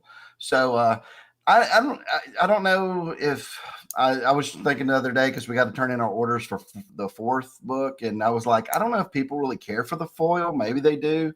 I think we sell around 300, it's below 400. So, I think some people like it. It's a $20 retail price though. So, it's kind of steep. If you keep the print run low on it, people would love that. Oh, it is low, because I was asking Ken Spot the other day. I said, hey, what's the difference in orders if we have the same artwork or if it's all new artwork? And he said, hey, it's, about 30 different, the orders are almost the same. So I was like, okay, so I might have 4th be just something with a different color variation or something like that. But yeah, they're still low. I mean, eventually when this stuff, if it starts climbing up, everybody will want this older stuff that has a very low print run. So look at that. What a great shark cover. Yeah. I always wanted to use that, but I was like, there's no shark in this book. But I was like, you know what? It's the metal. People will get it for the cover. And if you're getting the metal. That's a metal, dude. Wow. Yeah. That's the metal. Yeah, that's the only way dude. you're getting it is the metal. Yeah. Dude, so that thing will shimmer, right? It'll have that really nice look to it. And then the other one is the incentive, the one after that. 1 in 25. Yeah, I believe so. Yeah. And that's a scene from the inside. So that's cool. What that was. Yeah. Smart. Yeah. I like the holofoil flip. I love the idea that you did different images for it. Yeah, I figured a lot of people like the that anniversary border. So I thought, hey, let's do it for the foil. Let's do it for 2 of the regular issues. I think that you keep this running. I'm a sucker for anniversary border books. I collect them all. If I see them, I gotta add them. I'm cutting down my PC right now, and one of the things that I said, if I'm gonna continue to collect like covers styles, and my niche comic collecting stuff, I'm gonna only keep a couple. And one of the ones that I'm keeping is the 25th anniversary homages, because it's just so iconic to my childhood, and what was going on. Oh, I remember getting those. I got them. Man, I actually remember we got them from Sears catalog. I got like a whole, if you remember that, they would have like 10 comics you could get in a pack. Yep. And it would be the 25th anniversary ones back then when they came out. So yep. Yeah. I love the Snake Eyes one. I was my first one, the Snake Eyes one. Oh, yes. Hey, Brian, I'm gonna cut out, bro. Thank you. All What? right, You ain't Darth. going nowhere, Darth Lopez. Okay, I got You gotta hang with us, bro. The roll. regular Frankenstein is gorgeous, man. I love that. That's a great Yeah, cover. that one was a new one that wasn't offered on Kickstarter. I did that one just for number 3. I love how you're So doing that too. That you're throwing in new covers in also. That's super important. That one's good. And that one's new. That wasn't offered on the Kickstarter. So I tried to do on this one. Actually, just the border was offered on Kickstarter, but none of those images were. Yeah. So I want to do something different, and keep people interested. But sounds like the Kickstarter ones are doing pretty good though. Yes. Yeah. And Dude. listen, it was only going to take a matter of time. I'm just shocked that Frankenstein, the 25th anniversary one, the other day, man, that went for like $500 or so. I mean, I couldn't believe it. Yeah. You know what that reminds me? It reminds me when the baseball card boom was going on, and minor league cards started taking off, and it's almost like a precursor, like the original, Yep. Yep. And it makes sense. It's a shorter print run, but So I tell you what, it's got a lot of people looking at Kickstarters in a new way. Yeah. Yeah. I think we really changed how Kickstarters are perceived now. It's not just a way to get your book out there. It's also there's a collectability to it that a lot of people before were like, well, they'll just keep printing them, and so I think that's a neat thing. If you stop printing them and only print what you're going to print, people will come and start collecting them. So Yeah. I love these, man. This is for those of you guys that don't, I'm gonna run through the Kickstarter book so you guys can see them all. They're just awesome. Mm-hmm. So I'm going right now, Brian. This weekend, I'm getting number 4 ready. Right? Yeah. Is there a cover that you really liked that I haven't already used for the Kin Spot run that you would like to see at number 4? Ooh. Wait, what was the question? If there's a cover that we haven't seen homaged. Oh. For what? Okay, with monsters. Yeah. For monsters, yeah, like a cover cover that I did for the Kickstarter that I have not used yet in the Kin Spot. Web from Spider-Man. the Kickstarter. From the Kickstarter. Yeah. Have you used this one right No, here? Right now, I'm in the middle. I haven't used that witch yet. No. Oh, this one. That one's great. That witch one is great. Hold on. There's a couple ones. That witch one is really good. I love the color on that one. Dude, the black cat one at the top. Yeah, that one's good. The black cat one. Yep. Which is really good. That other witch right there. Web of Spider-Man 33. Is it 33? Yeah. Which coming out of the grave when Craven buries him? Spider-Man's coming out of the grave. That's on issue number 2. So it's already been coming out soon. So it's already been used. Oh, well, there you go. I like that witch one, man. If you look on the campaign, Brian, you can see a few other covers too that weren't just regular rewards. They were like, what do you call it? Like little extra covers and stuff. So how do I do that? Where do I go to? Oh, campaign. There we go. Right there. All right. I was trying to figure out how to get there. I was like, well, I'm lost. By the way, you guys, look at the interior art on this book. If you've never looked through these books yet, look at the interior art on it that Mark does. It's freaking excellent. The storytelling is great. All right, here we go. I love the Transformers one is pretty cool. Yeah, that's one of my favorites, just because I had. Have you done Mary Jane yet? The one now? That Mary Jane at the top. That one's gonna be. I was gonna use that one, but someone's using it as an exclusive for issue 2. So it's actually going to come out as a store exclusive for someone. So I can't use that one. I was about to, but I had already let them have it, and I was like, oh man, I should have put that in the regular one because people loved it. Did you already do this one? That one comes out for issue 2. Okay. It's an incentive. I mean, I love that one just because I'm a G.I. Joe fan. Yeah, me too. I thought I'm going to use it eventually. Everything will be used eventually, but what about this? I like that one is fucking badass. That one I've been lining some up, and I do have that one right now on my list for issue 4. Good. Unless I can come up with something better. I like that one. That is badass. That one's badass too. Yeah. That one's really good. The Deadpool one. Yeah. Yeah, there it is. Monsters. Yeah. That one's good. I like all of them. This one's so good though. Yeah, the dude. Color the on color. That. Yeah. That in a hollow foil would be fucking amazing, dude. Yeah, that would look good with or a metal. Anything that gives it that shimmer. Yeah. Foil would be better price on it. Way only 20. Yeah. Yeah. That is awesome. Go scroll down. There's a Dracula cover people have asked about, and it was a special one I only did for. See there's some of those.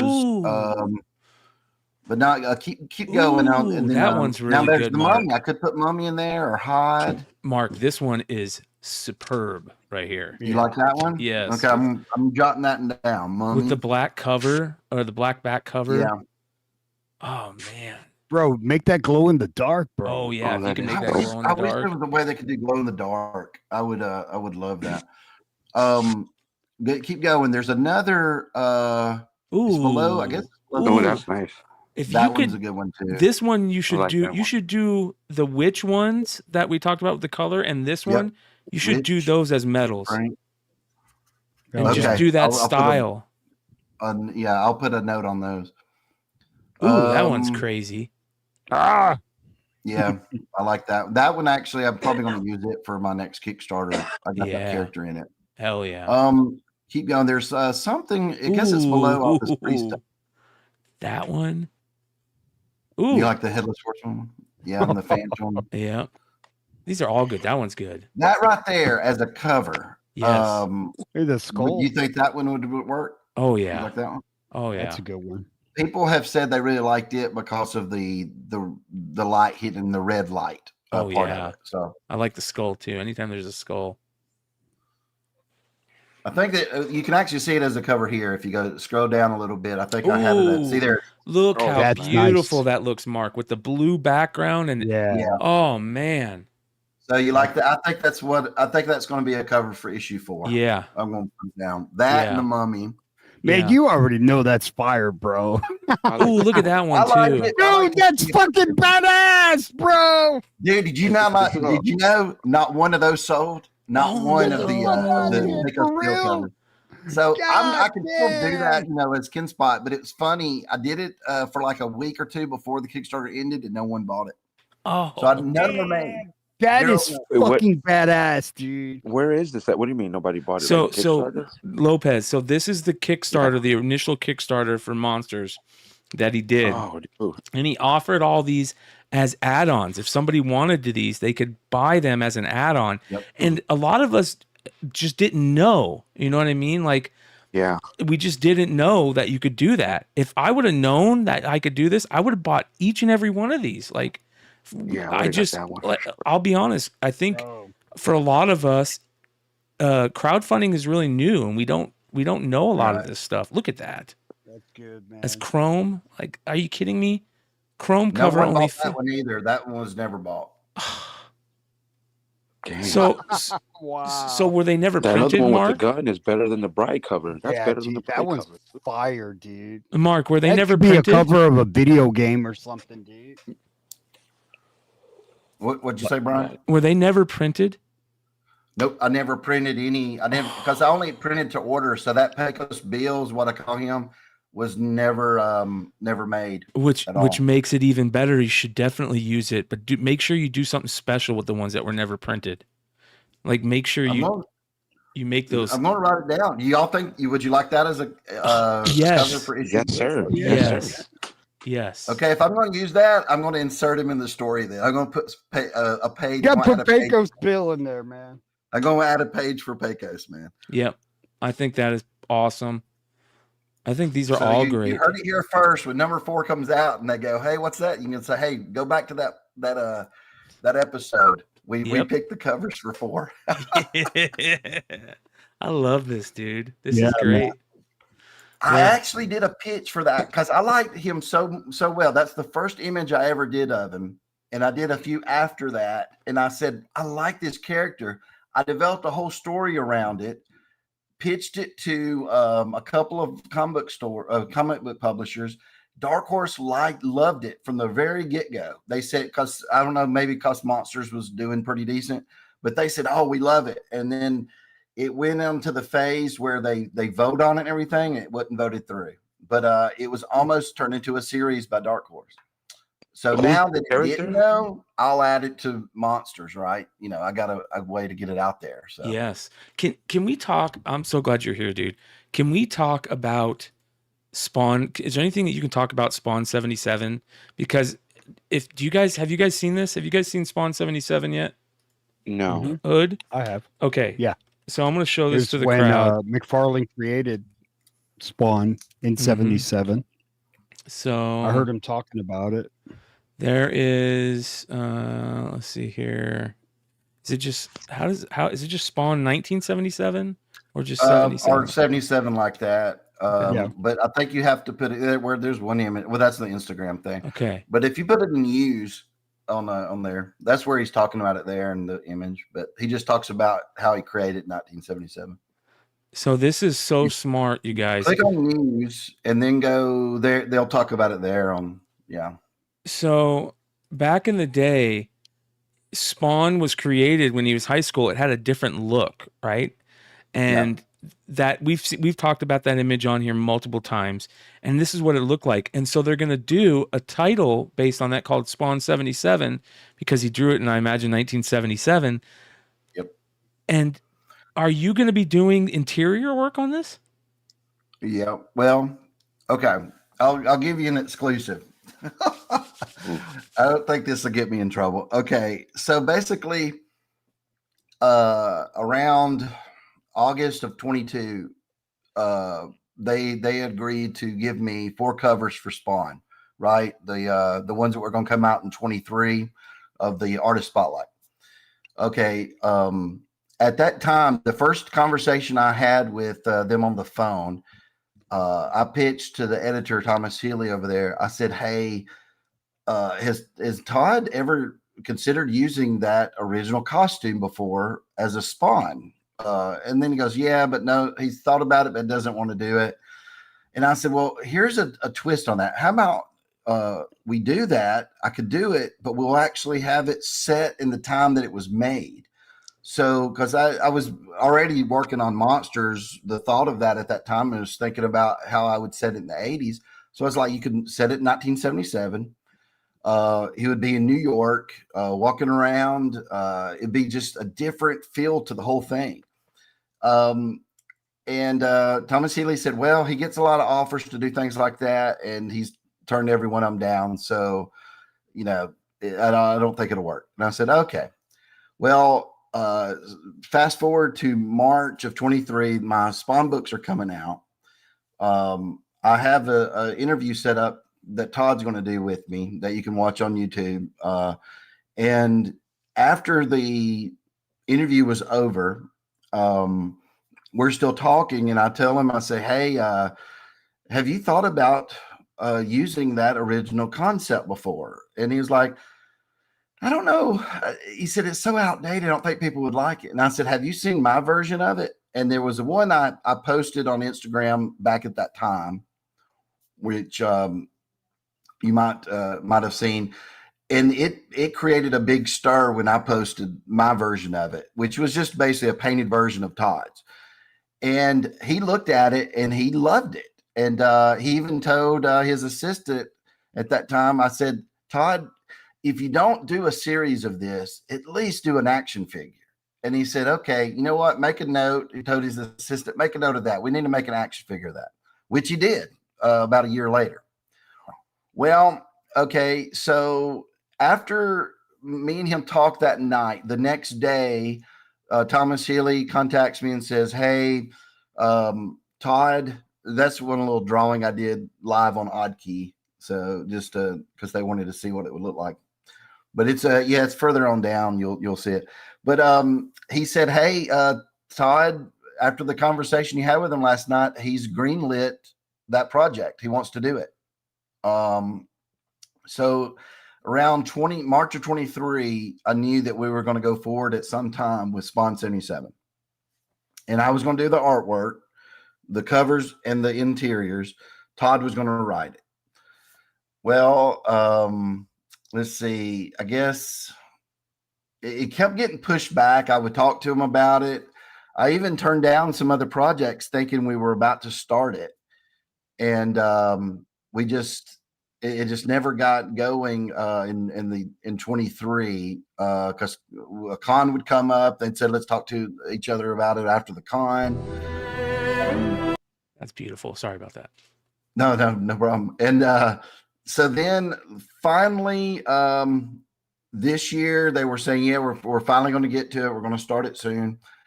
And about 2 weeks before Comic-Con, they said, hey, we're going forward on it. That was the one right there. That was, it was full body, but that was it. That's the one I showed Todd.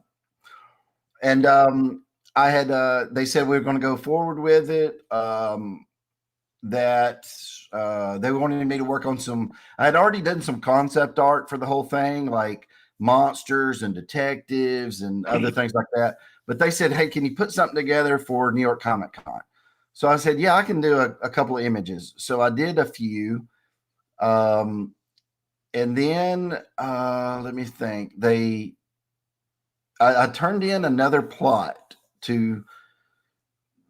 they had given me a plot back, and I had rewrote it a little bit, sent it back to them, and they said that I'll just skip over a little bit of this, but basically Todd wasn't writing it anymore, and the editor of Spawn's going to write it.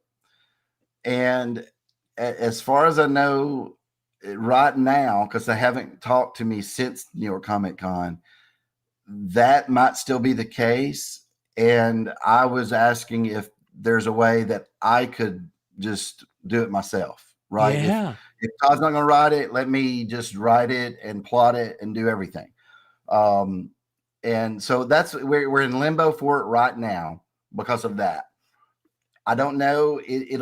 I'm hoping it'll be one of these two things, either me doing it by myself or me doing it and Thomas Healy writes it, the editor of Spawn, and they incorporate some of my ideas for it at least, and we do it that way.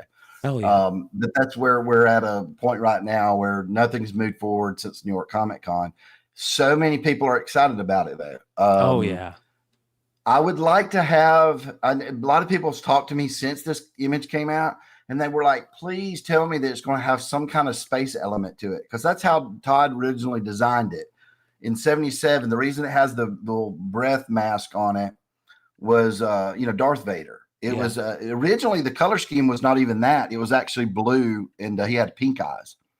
And then Todd changed it to this, and then changed it to the Spawn being from hell. But I was like, yeah, even the plot that I have doesn't have space elements in it. But I think it would be really cool if he was like an astronaut or something. Because, back in the 70s, there was a lot of sitcoms and TV shows, like $6 Million Man, he was an astronaut. I Dream of Jeannie, he was an astronaut. That would really make sense why the guy made a suit that way, right? Because his suit would form to his body a certain way, and maybe it's like that because he's an astronaut or something. Yeah. So I like that element. I wanted to keep it, no matter what we do, different from Spawn, Yes. different from just your regular Al Simmons kind of Spawn. And there's so many things you can do with this. Like you can do a design variant, and you can I was when I talked to them about it, what we were going to have it is the suit, because Todd did design the bluish version, and he even has an action figure like that. We were going to have it where the guy can just change his suit colors, like for nighttime when he's going covert, it'll change to the blue and the pink eyes and stuff.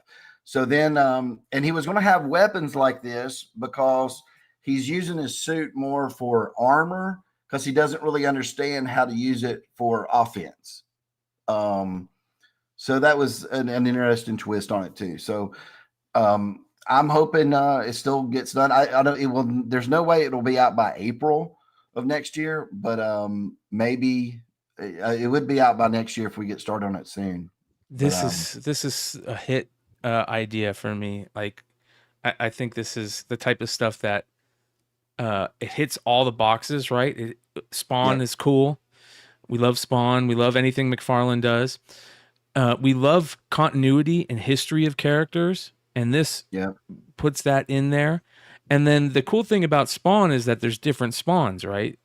So that makes it, that totally hits into the series. This is a must create. I really hope that they do it that way. I don't think he would have gone to the trouble of doing a whole panel about this and showing the artwork, and he probably as far as what happened with that, without getting too deep in the woods or whatever you'd call it, is it was set to go. That press release was released basically, and this is not saying nothing about anybody or anything. I was not informed that the writers had changed on it when they released that press release. That's how, when I found out, and when I found out through an email. And so I was attached to it. I was about to sign the contract. So I haven't signed anything yet, and everything kind of halted because we were trying to hash out, what the plot was, right? Because, I have one idea of a version I want to do, and they have a different one. So that's why we're, it's just at a pass right now. I thought they would already contacted me since New York Comic Con. I guess they're busy. I was talking to some people, and I was like, yeah, you know what? I'm just going to reach out next week because, I don't know, because my schedule's filling up, right? So I can imagine, I have to make room for this. This is going to be 6 issues, which is awesome. So, I got to try to figure out when I could put it in there and we can get it released. But they should just let you write it, bro. It's your idea. Yeah, I would love to. That's my dream scenario, was like, give it to me and I'll give you something back awesome. But we'll see. It will get made no matter what. If they take me off of it, it'll get made, and they'll probably use that as a cover or something. But I would love to see. To still do it. I would love to see you and Todd work together on plots and stuff, because I think that would be super cool for you to work. Like, I think any creator would want to work with Todd. Originally, that's what the concept was. I wanted, when I pitched it to Todd, I said, you'll write it. Which, and at that time I wasn't even known for writing. People look at you weird if you go, oh, let me write it. And they're, well, what have you written? I didn't have monsters out yet. So I was like, Todd, you write it. I plotted it. Todd would just pick the plot up and change a little bit. One thing I do like about the way Todd works, though, is he says, draw what you want to draw, and then he will worry about making it make sense at the end when he writes it.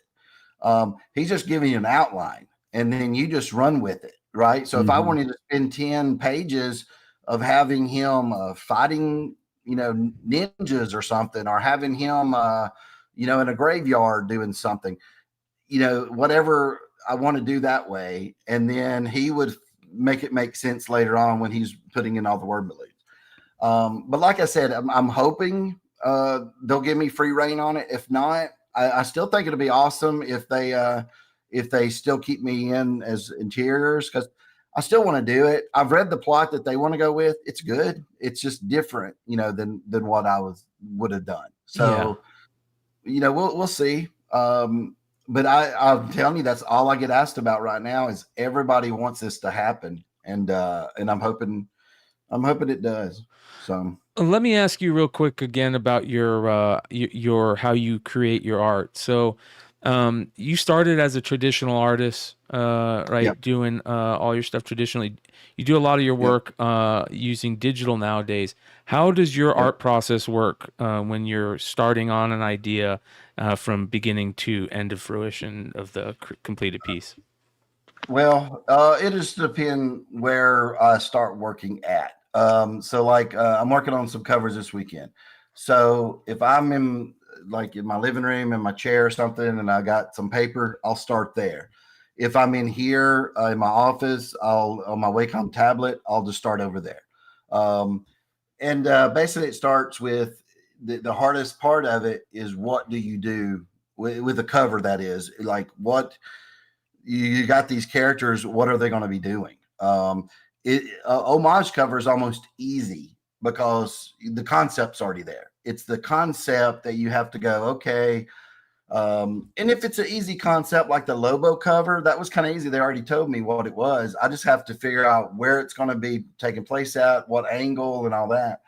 But sometimes they give you things like I just did a Shazam Mr. Mind cover, and that just, that was the hardest cover I ever did because Mr. Mind is this big. And I looked at other covers with Mr. Mind on it. There's not many because it's just a hard thing to do. So I played with the perspective a little bit. I added, just some horror elements like some skulls and things like that, just because it's not interesting cover to me with when you have a subject that's, like 4 inches. So I think it turned out to be one of my better covers though in the end, but I did like 3 or 4 different concepts with it.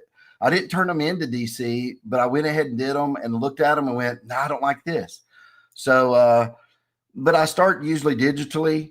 And then if it's something like, normally then I have to go, okay, this is like, I'll come out with a concept of what I'm going to do. Then it will be, okay, I have to have some kind of reference or model for that. So I'll go into a 3D program and fix all that up to where I go, okay, like the Bride cover, I'll have like a model in that kind of same pose with some light on it. I'll render that. I go to Photoshop. Then I have a reference to, just like somebody would have a photograph of somebody as a reference. So I use that, and then I start painting. So again, the hardest part, the time that takes the longest would be coming up with a concept. And then you can't just go, I got a 3D model. Some characters are just really weird. They have a lot of different things. Like I'm trying to think of somebody like, well, let's just say I did like a Redeemer from Spawn, which I haven't done yet. That'll take a while because that ain't just of someone's face you can reference. So then it would be like, I either need to go out and buy an action figure so I can get the comic book publishers are really bad about getting you good references. Wow. Like when you're doing concept art for like statues and stuff, you will get turnarounds, all that kind of good stuff. I'll get sketches of things like when I did that Spawn cover of a clown, it was on Gunslinger, and he has the little minions around him. Mm-hmm. They gave me sketches of like 4 lines from Greg Capullo to figure out how to make those. And that was very hard. So that's the longest process. And then when I'm just painting and everything, I've already committed. And usually I'll see it to the end unless it's something I go, okay, this is really bad. And I've had that happen a few times. Yeah, like that one. So good. Like the Kneel Before Zod cover took me a few cracks at it because there was a miscommunication if he was supposed to be flying, if they're kneeling or if they're not kneeling. So I did it where they weren't kneeling. And then they told me, oh, no, they're supposed to be kneeling. And I said, well, but, that's not what I was told. I was told, he's telling them to kneel. So there was a miscommunication. So on things like that, but normally they give you free reign. Some places are like, hey, we just want a picture of Superman or something. So there's actually a cover that I actually turned in fully that's different than this. And I think Zod is not I think he's on the ground, which doesn't look as imposing, but the guys weren't kneeling. They were all standing up about to attack Zod. Yeah. Which I thought was kind of interesting because he's telling them to kneel and they're about to shoot him. Yeah. But they said, no, it's called Kneel Before Zod. They all got to be kneeling. So that took me another about 5 days to redo it all. And Wow. I think I was able to reuse some of Zod, some of his body, but most of it, everything had to be redone. So, Wow. That's a yeah. lot of work. But again, you don't get many of those kind of things. Zod and Shazam was the only two hard ones I've ever had. The other ones usually go pretty quick. So it's just, again, you have to trust yourself. Sometimes you do it and you're like, is this really going to be a good cover? Because covers are totally different than interiors, where they might be okay, but you're like, I'll make up for this one when I have this really cool shot or this really cool fight scene, because some of the talking is going to be boring. But on a cover, it has to pop. It has to zing when you see it. Sometimes I overcolor, where I'm like, man, if I'd have made this more of a lighter background or a white background, it would have popped more, and things like that. But you just have to, sometimes I go at like the Zod thing, where it's too detailed and too far back, where you can zoom in a little bit on a character and get more emotion and everything. So yeah.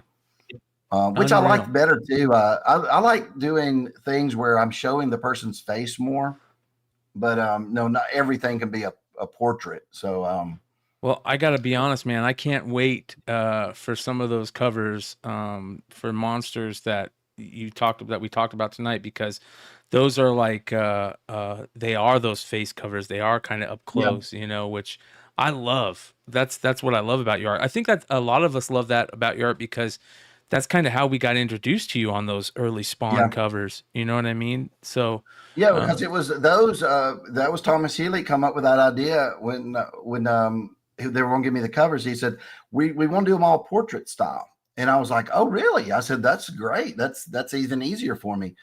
And I was thinking about this, Brian, just last night, because I got offered to do, I can't say yet, but it'll blow your mind. This is a different place. You actually probably kind of know, Brian, because you helped me a little bit there with that. And I'm working on those covers for this other place. And I'm sitting there thinking, do I do group shots? Like a big group. But then you lose a lot, because, a comic book is only about that tall. It's not big. And I'm like, well, if I go up, man, some of these bad guys at this comic book just look super, just from the chest up, and just really show their emotion in their faces. So I think that's what I'm going to do on a lot of those things. Are we talking about a certain comic, bro? We're talking about multiple certain comics, different comics of. If you would think what my stuff would look good on over at a different company, that's not Marvel or DC, we'll just say that. But yeah, there's some news that'll break, I guess, soon. I don't know when they're breaking it, but I'm already working on it, man. I can't wait, getting things done by Monday. I can't wait. I'm stoked for it. I'm happy, because there's a certain thing where work is work, but if you can work on something that you're just love, that you're passionate about, and I hate to say it, but there is a difference. You can look at my monster stuff, and then you can look at some of my non-monster stuff, and I think it's good, but you can see there's something a little special about the monster stuff, because that's, I'm so passionate about it. Yep. And this other thing I'm really passionate about too. I don't know how well I'll do it, because it's not in my wheelhouse as much. It's not monster stuff, but I'm going to try so hard, because I love this other property. So that's a thing. It's just like you get so excited to be given the chance to work on certain IPs, and you just go, man, I can't believe I'm getting to do this and that. So yeah. And I gotta be honest, man, you're an easy guy to root for, dude. So that means a lot. There's a lot of people out bro, there dude, I want that Pecos Bill, bro. Yeah. Bro, that's fucking fire, dude. I can't stop thinking about it. You know what I think about when I see that? What? I think about, like, you could do a story kind of like Ghost Rider-esque around Pecos Bill in the Wild West. Yeah. Dude. Yep. It was the story that I pitched that I won't be using now, because it wasn't set in the Monsters universe, because I was trying to get it published somewhere else. it was actually going to be kind of like Escape from New York in the future. Okay. And it was going to be where this nuclear weapon got jettisoned from an old Russian satellite and it landed in old Chicago. So they need someone to go who's familiar with old Chicago and to stop it. And the only guy they got is a sanitation worker. And because he was the only one who has lived there. And they just think he's just some, crazy dude that they don't really know who he is. So they send him and this like one of their top soldiers, right, to go over there and defuse this nuclear weapon so it won't blow up the big city. Right out of the gates, the big soldier guy dies. He gets killed, shot in the head. But lucky for everybody, the sanitation worker is really Pecos Bill, the most feared outlaw that the world's ever known, that has been hiding for 20 years in the big city. So he leaves the big walled city, goes out there, and he's having to go through, it was called 13 Maniacs. And he was going to have to go through all these 13. Oh, I love that. Each one's like a monster. Like a game of death, right? Yeah, Like it's a game of death. Exactly. Levels, bro. He was going to have to go through each one of them. Some would be easy. Some would be just like, I'd just say, hey, I'm one panel, one page. He kills the guy real quick. But then I was like, some of them's going to be really hard. And at the very end, it was going to be where, and he had a dog with him the whole time. It was just him and his dog, his best friend. And at the very end, the dog got shot and was about to die. And he realizes not the dog. I know, man. I'm playing with heartstrings and everything. The people, the city, the big walled city, it was called a mega city. He finds out that they had betrayed him too.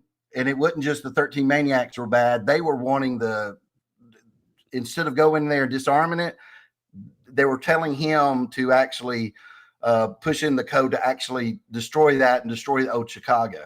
So he sees all that, and then he kills a bunch of both soldiers from both sides. And at the end, you don't really know what happens. It was going to kind of end like The Thing with Kurt Russell, where he was sitting there looking at his dog. His dog's still alive, but was going to die. And he was going to tell the dog, how about we just let them all blow the hell up? And then they're just going to go off. And you just don't know. Did he save everybody? Did he just let them all kill themselves or what? That would have been great. I had watched a lot of Planet of the Apes, Beneath the Planet of the Apes, which was going to be similar to that. And I like the story, but now I'm like, then now that I have the ability to throw it into monsters, I'll probably do that because monsters are so big. And that guy, man, right there, I think that, can you imagine him going one-on-one with the Slayer or going after Dracula? Totally. That would be awesome. And those, the type of characters that we love in comics are like the anti-hero type that you can't tell which side they're playing sometimes, like obviously the Punisher, Storm Shadow and G.I. Joe, you can't tell, like there's certain characters that you just don't know what they're thinking. And those are my favorite type of characters. And I think that those are the best type of characters to create where, you hate them at first and then you fall in love with them. Jaime Lannister from Game of Thrones, Negan from Walking Dead. Well, because they actually relate more to you because everybody's flawed. I don't care how perfect you are, you're flawed, right?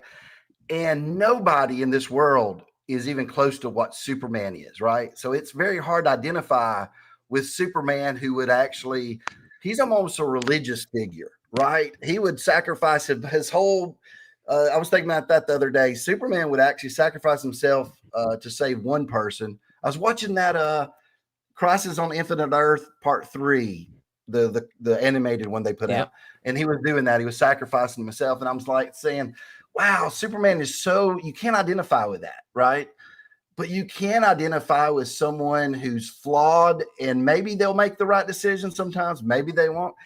Unforgiven is one of my favorite movies. Oh, yeah. Right, with Clint Eastwood. And I like that kind of character, right? Where he was pushed to the edge so much, even though he used to be a bad guy, he's not anymore. But at the end, oh man, he is going to kill every one of them MFers, man, because you killed Ned. And it's just like, dude, that just sends goosebumps up your arm when you go see something like that. Yep. It's just I love the flawed character that you root for in the end, and you're like, man, I just hope he just takes it out on these guys. That's what you want. Yep. Classic storytelling, man. Classic storytelling. Yep. So I'm stoked for this. I'm really stoked for this. It's funny. Derek has he says, question for Mark. Does Keenspot have a statue of you outside their office? Monsters is making them some money. Well, that you don't have to answer that, but I do want to know, is there any talks or thought processes about maybe some statues, some toys?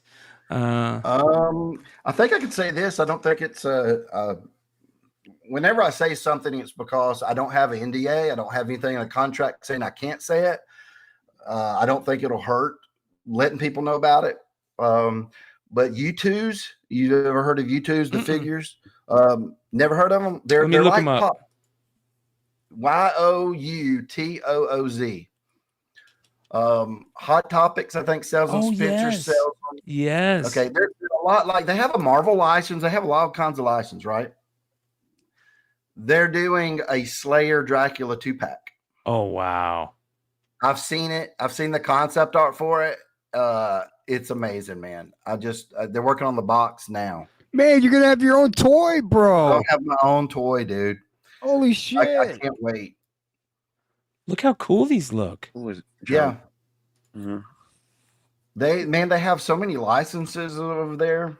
Man, good for you, bro. That's awesome. That is a deal they worked out with Kinspot is doing it. They're going to have their whole line's going to have different ones.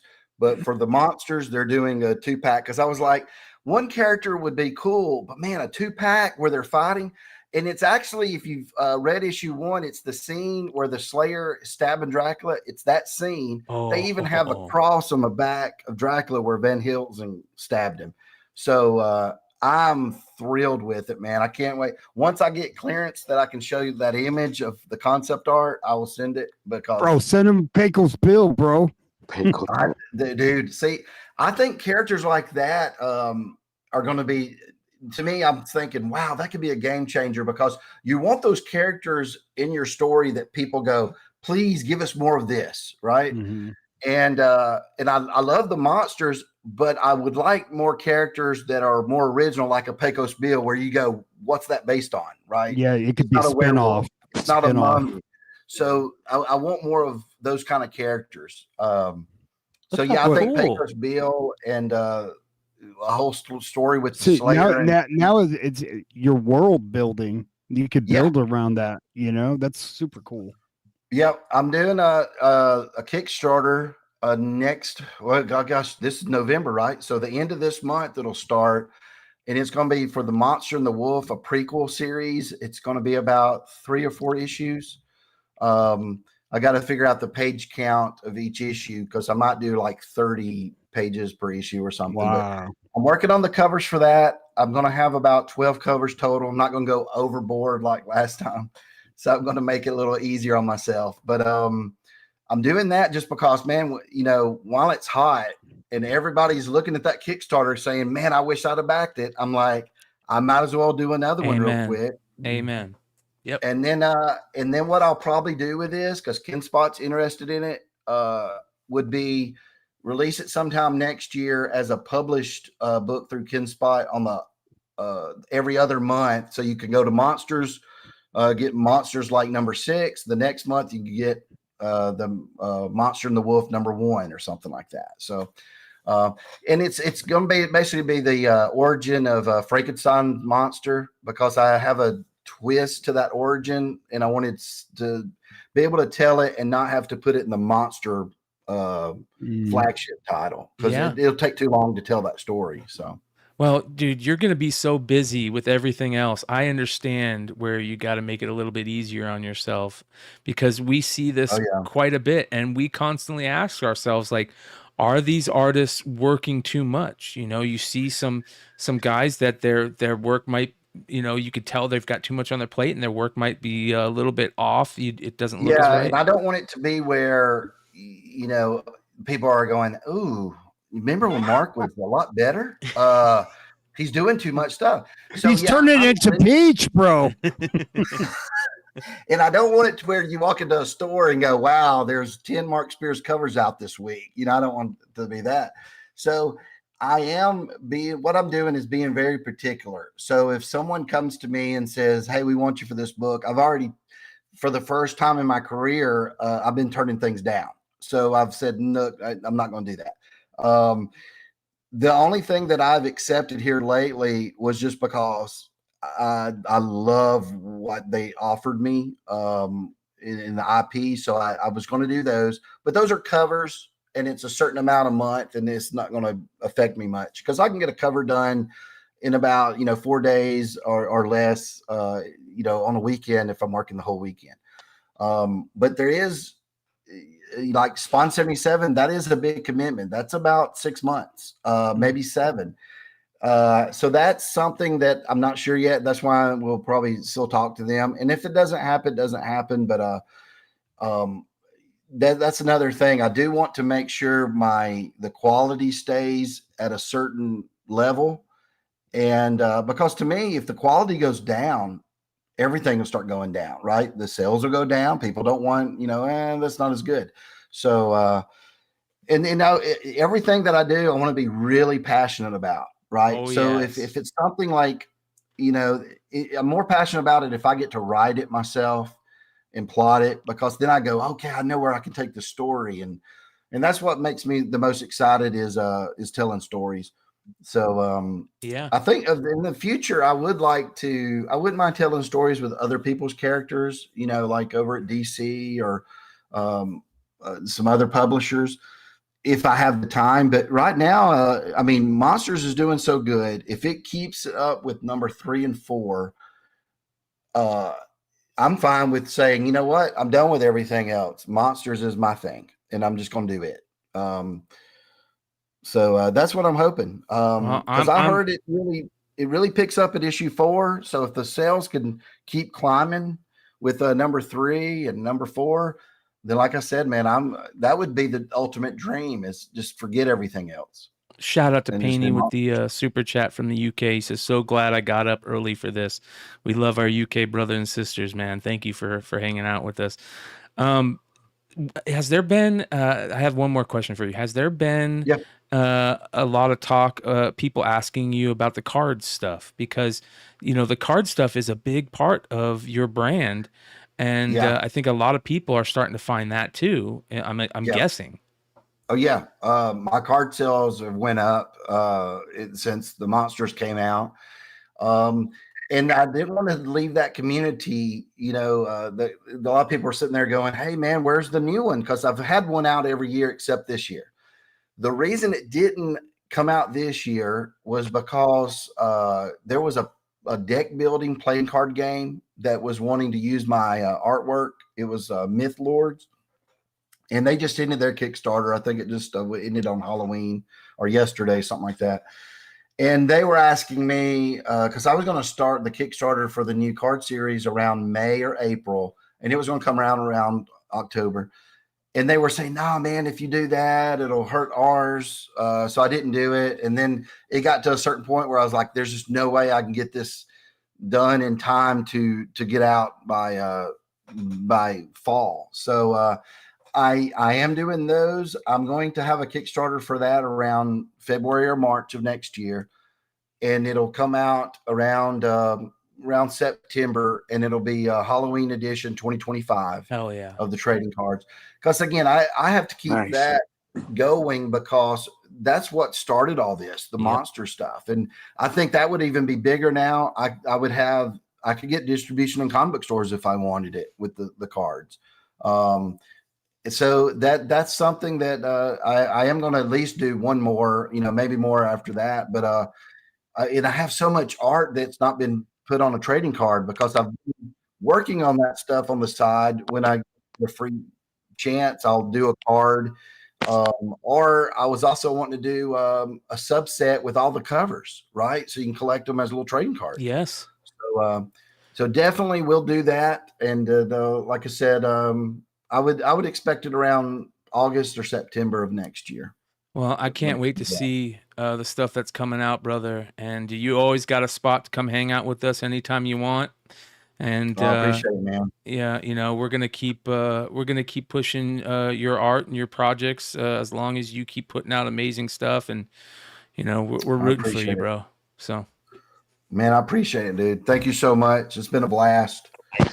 Yeah, I can't wait to see what's coming next.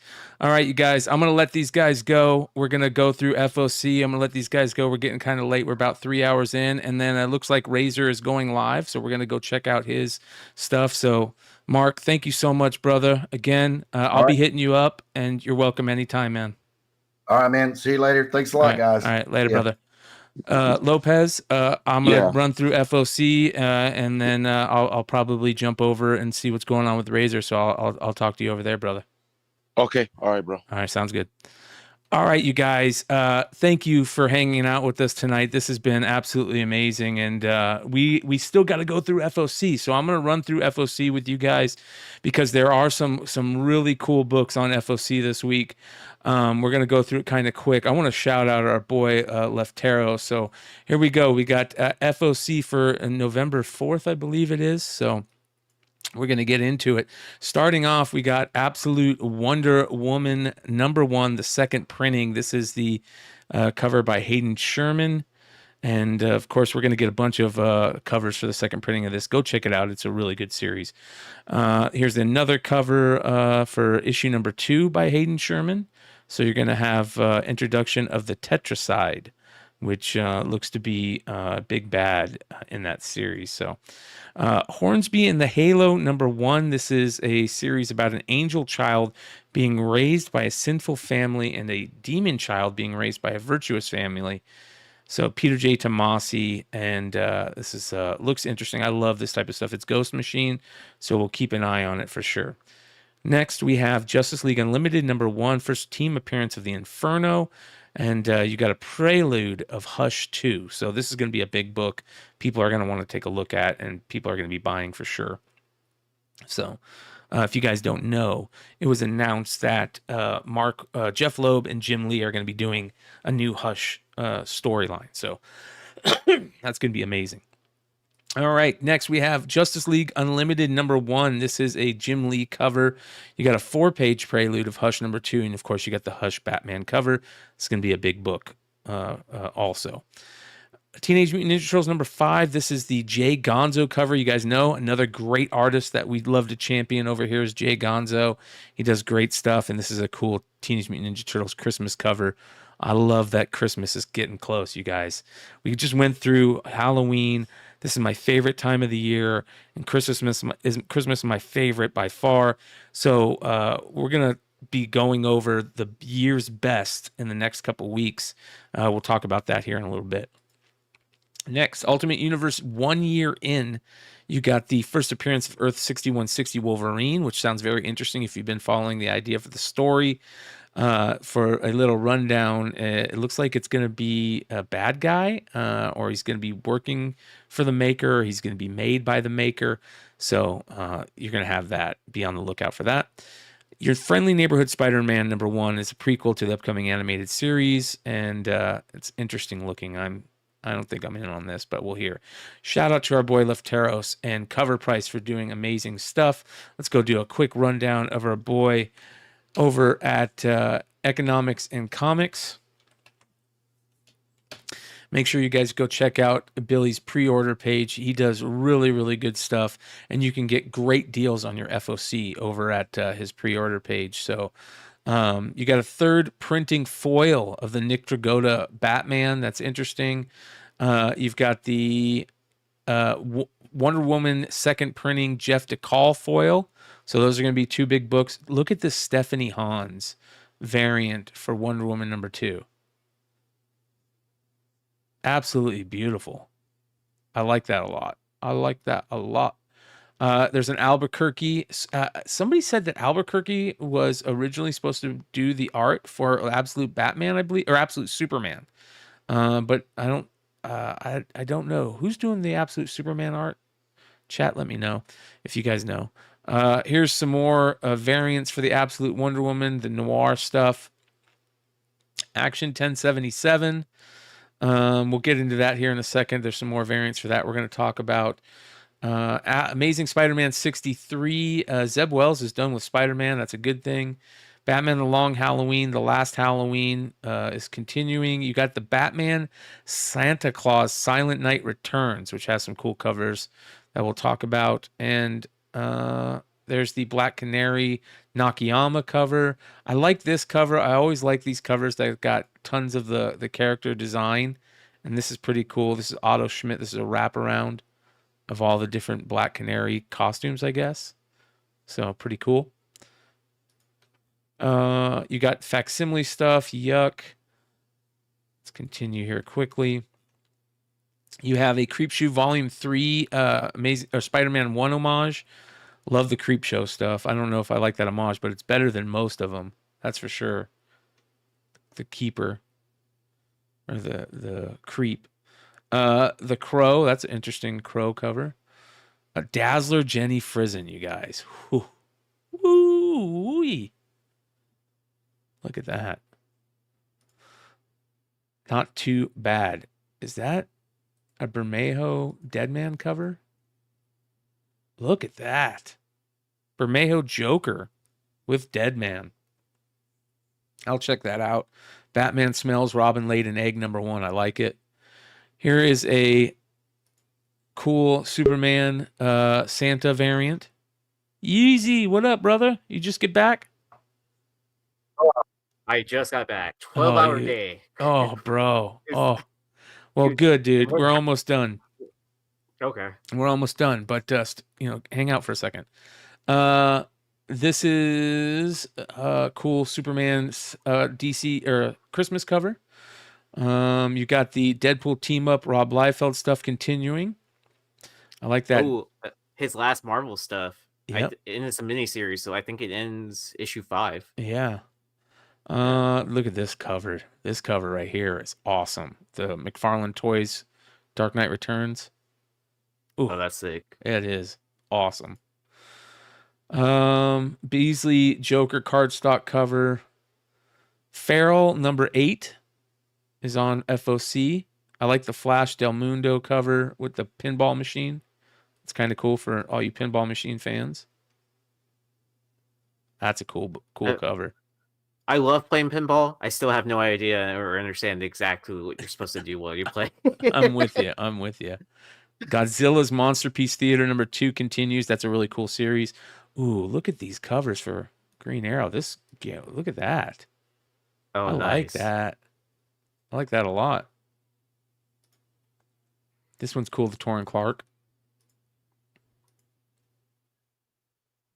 Man. That is pretty sick. Yeah. I like that twist on the headshot cover. Yep. It's not just, yeah. I agree, dude. All right, Grommets, you guys. Issue #6 of 7 is coming out. My favorite series of the year so far. I can't wait to read it. So I would really love to figure out a way to do a Beyond Wednesdays variant for a Grommets book. We'll see if we can pull that off someday. Harley Quinn #45. It's got this cool movie poster kind of stock cover. Old school. I mean, all the issues for Grommets are getting later prints. Yes. Like, it wouldn't surprise me if the whole series just gets to whatever printing they plan to do, and then just hop onto one of those covers, because it's not like that's going to release all at once. I mean, they could do that, but it's unlikely. Yeah. Hack/Body Bags, second printing for #1. This Hello Darkness cover is freaking great. That is this the issue where the prison's going to be in a poly bag? We're gonna have to take a look on that. Yeah. Yeah, because it's like not safe for work or something like that. Yeah, too. here's the prison right here. Yeah, but I think there's a not safe for work Okay. version. This is the Simmons. Ooh. Oh, that is sick. Look at this right here, though. This Helverine cover. Are you kidding me? Oh, that is Dave dope. I like Johnson. that. Yeah, that is awesome. It's like the back patch of a leather vest or something Yep. like that. Yep. Biker gang. Like, ooh. That's cool.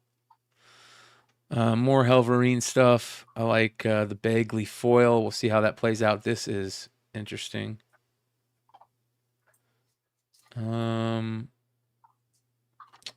Holiday special Through the Bows. I don't know what this is. Let's take a look because the covers look amazing. Look at that. That looks great. Look at the art. It's almost like Mark Ryden. Oh, I feel like it's going to be creepy, though, in some way. I'm definitely going to check that out. There's the Hornsby and Halo stuff. Hour of the Wolf. Get the Hyde Street stuff. Look at that. This cover right here is great. Take on the Norman Rockwell. Oh, yeah. That's awesome. Oh, yeah. Look at this and one. Then the Moonk, the Scream. Yep.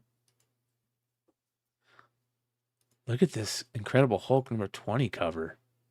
That's awesome. I really like that.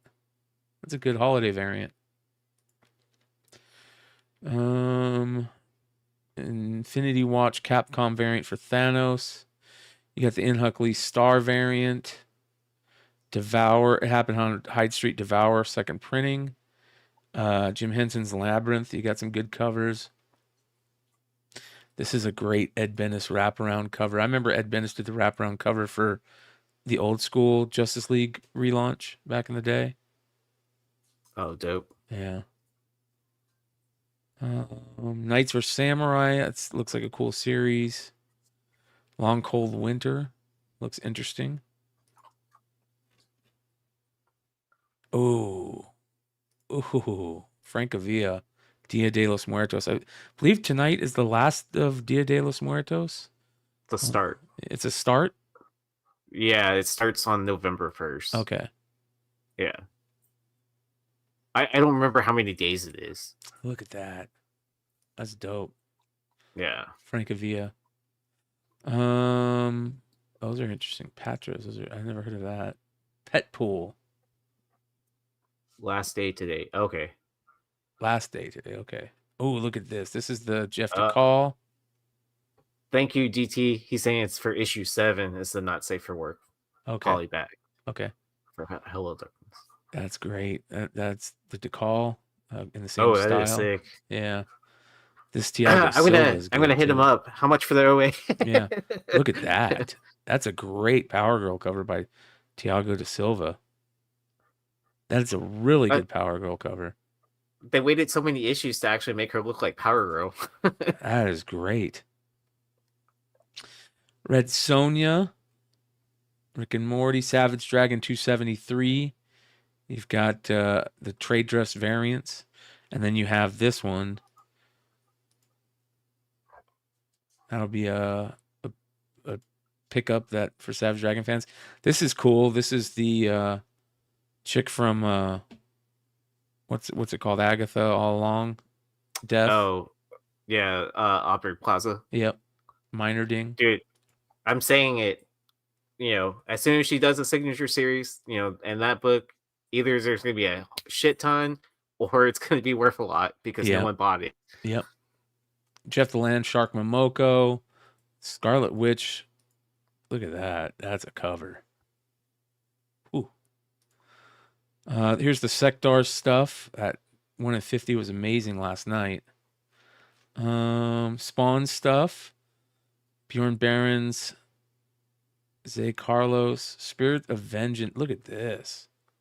Oh boy, that is great. That is cool. Yeah. Spirits of Vengeance, Star Wars, Storm. All these Storm covers are great. That's a great cover by Nicoletta Balderi. All these covers have been good. Every single one. Look at this, though. Panosian again. Are you kidding? Jesus. This guy can't stop putting out amazing covers. Yeah. I guess like once you find your your lane, right?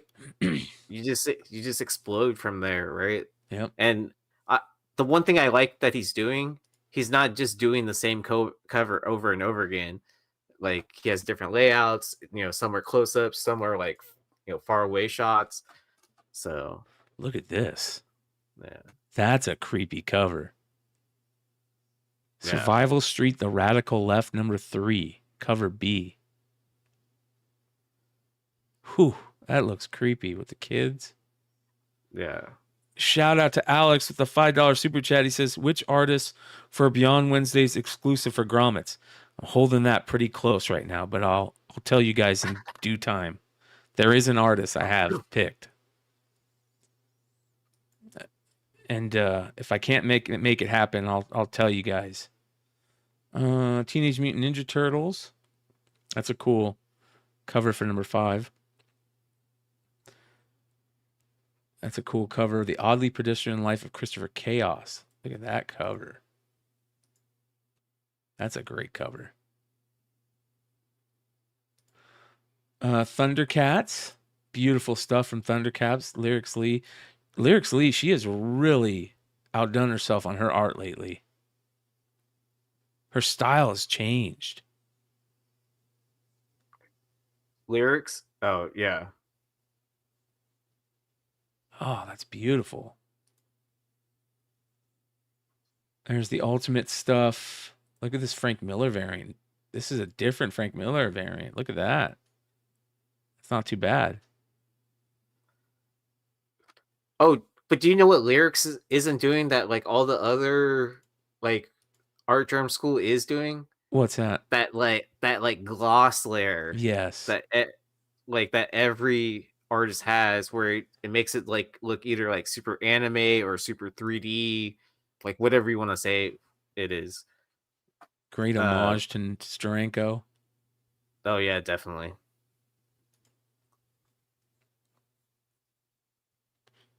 Ultra Mega. There's a Capcom of Storm. There's the Chris Giarusso cover. I like this Mark Brooks. But oh no, I don't. Nightcrawler looks terrible. Wow, Nightcrawler looks really bad on that.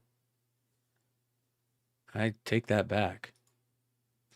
This is a great Jenny Frison Frankenstein. I love the number 2 second printing? That was one of my cover of the year books. Void Rivals, #14.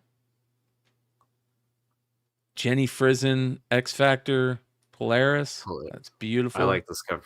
I love this cover. Yeah. Yeah. Great trade dress placement. And I'm kicking myself because I missed out on the Daughterman X Factor Polaris cover. Look at that. Greg Land. So if you have extras, hit me up because I want a copy. Friendly Neighborhood Spider-Man in Huck Lee. I'm out on that book. Okay, one last look. We got to go look at. Let's go back here. Let's go. Here's variants. All right, here's the variants, I believe, for that date. No, wait, this is for 11/6. I need Final Order Cutoff. Here we go. All right. These are just the variants, so we can see there's a Dan Panosian cardstock. 1 in 25. 1 in 25 Lucas Vernick for Amazing Spider-Man 63. 1 in 100 for Amazing Spider-Man, the Disney. That Nightwing cover looks familiar though. This one? It looks like another. Yeah. Yeah. It looks like another one. Yeah. I don't remember which one, but Panosian. We've seen that one. Scotty Young, Amazing Spider-Man 63. Oh, that's kind of cool. Megan Hetrick. Ooh, look at that. That Fuimara is really good. Action Comics. I really like this one too. The Dave Johnson. The heat vision glasses. Oh, yeah. That's cool. Wow, that Mark Brooks is a 1 in 50. It's bad. It's a 1 in 50. Yeah. Oh. Future Ghost book because no one owns it. Yeah. Joel Jones. There's a 1 in 25 Scalera. The Hans is going to be a 1 in 52. Jim Lee, Justice League Unlimited #1. Let's take a look at that. Oh, I like the way that Martian Manhunter looks. I was gonna say, I'm surprised they didn't make a 1 in 100 for it. Yeah. Where it's a sketch. Or did I speak too soon? Yeah, you probably did. Yeah. 1 in 50 wraparound. They're doing a 1 in 250 for the Jim Lee. Here's the 1 in 250 for the. Yeah, Hush. but it's not that same cover, right? Okay. Yeah. Phew. Yeah. Okay, I called it that there was a Jim Lee, but it wasn't that color cover. Void Rivals 14, 1 in 25. Look at the 1 in 50. Wow, that's cool. That'll be the second print. All right, thanks, Derek. That's great. Gives me right confidence. there. Yeah. Second print 1 in 25. Turtles, Bermejo variant, Derek Robertson, 1 in 100. Flash. Ooh, look at that. That Spawn looks good. We talked about that though. There's the Last Halloween #3 variant. Art Adams variant for that.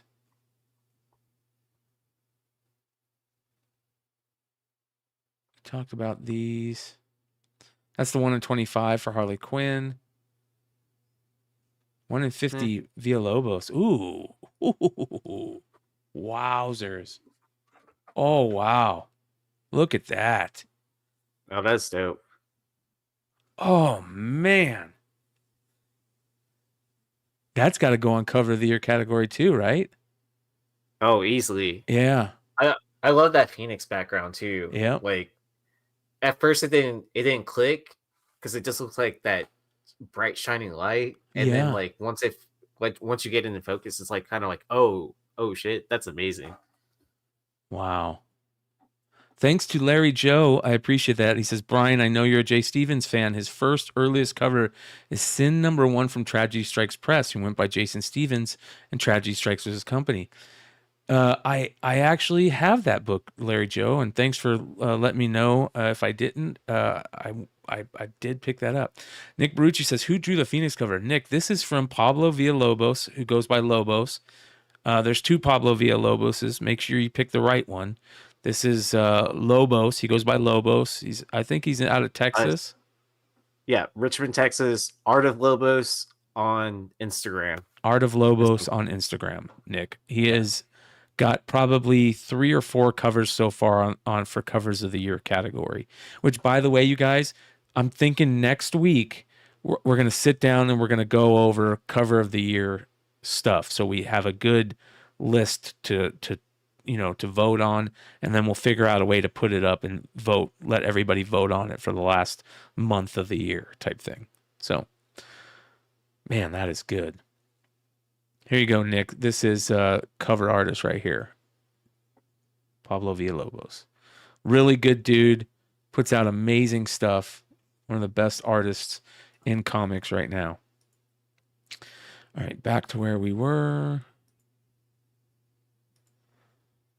Oh, here's all right, here we go. So the Frankenstein stuff, you've got a 1 in 25 Frizen. You've got a 1 in 10 for Francavilla Connecting. And here's the Maria Wolf 1 in 75, you guys. That's freaking good. Yes. That is awesome. Yeah. Maria Wolf killing it too. Gromit's 1 in 10. Kevin Cross variant. I don't like it as much as the Parsons variant, but I like how he's got the Sam Haines shirt on. Nice.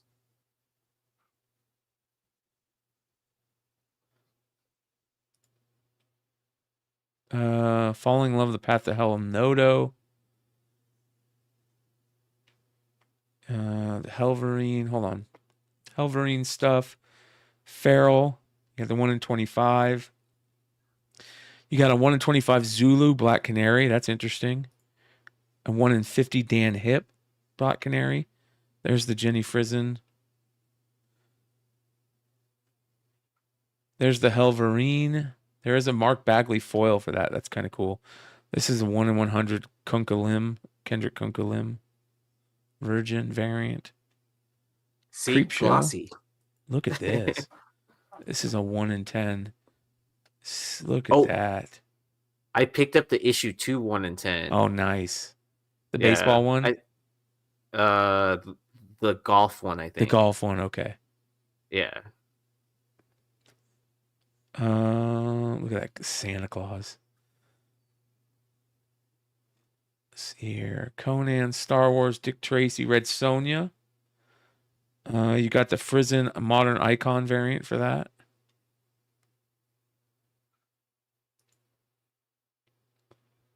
The Linsners are always good on that. Bjorn Barons. Through Red Windows. That's Tula Lotte, Joel Jones. Cool. Lilo and Stitch. You got a Trish Forstner, but it's not. We don't see the cover yet, so we're waiting on that. It's not safe for work. Yeah. Here's the In Hook Lee 1 in 100 star variant. And a 1 in 25 Hornsby Halo, Dave Johnson. A 1 in 1,000 for Hornsby Halo, original art sketch variant. Here's a 1 in 50. Look at this. This is pretty good. I like this. I really like the way they look. That's cool art. That 1 in 1,000 would have been a Dynamic Forces book back in the day. Yeah. Yeah. City Beneath Her Feet. That's a badass Tula Lotte. Magic Order. Godzilla.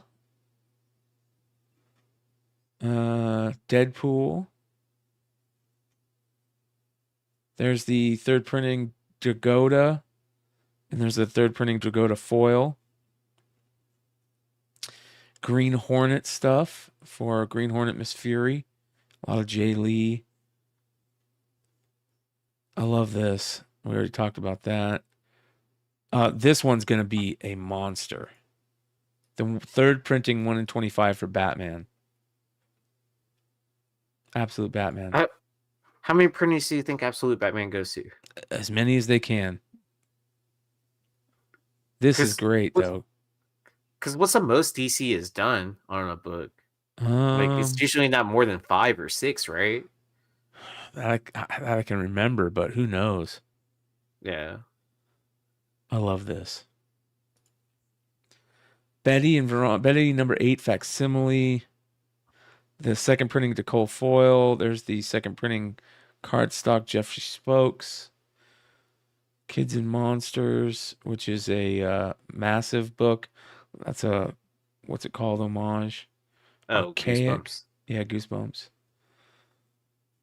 Not safe for work stuff.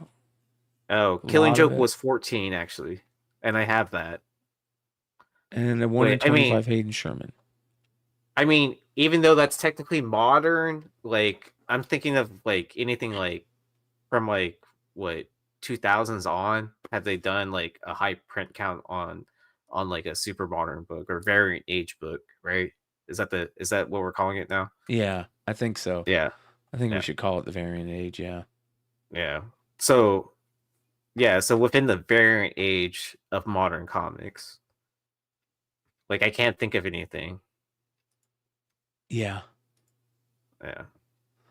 Let me see if there's anything else. I think that's about it, you guys, for tonight. We are 3 hours and 10 minutes in. It was a great show. Mark Spears jumped on. That was awesome. We had a fun drama alert segment. We got some really great talk about the passing of Greg Hildebrandt, which is a bummer. And I was kind of listening during drama alert. So one thing I do have to comment on, it's called Buy the Dip, Bryce Comics, not buy the drama. Yeah, he should have been watching House of Stein for Buy the Dip, right? And he would have Right. known. Yeah, Totally, dude. So, just saying. Totally. So, yeah, man. Frickin' A. So, all right, you guys. What do we got coming up? Tuesday night, we have great show. John Tyler Christopher is going to join us for the first part of the show. And George Chase, a longtime LCS owner, is going to join us for the second part of the show. It's going to be a lot of fun. Come hang out with us. And I'm trying to get Matt DeVoe and John from Cover Price on the following Tuesday. So we'll see if we can pull that off. And then we'll be back They're here. hard to schedule. Yeah. Like, once you lock them into the date, like hold it to them. Just saying. Yeah. But I will gladly jump on any show I can whenever they invite me. They just always send me a link when I'm like literally like on my way to a show. Yeah. Like to play like with the band and stuff like that. They're just as busy as the rest of us, man, if not more, I Yeah. imagine. So, shout out to those guys. They're just so great. They do such a great job at with their book and stuff. I want to shout out everybody that's at the Collector Summit in Austin. I saw a lot of great picks. Yeah, or Dallas. Is it Dallas? Sorry, Talking Dallas. about the Heritage. Yeah.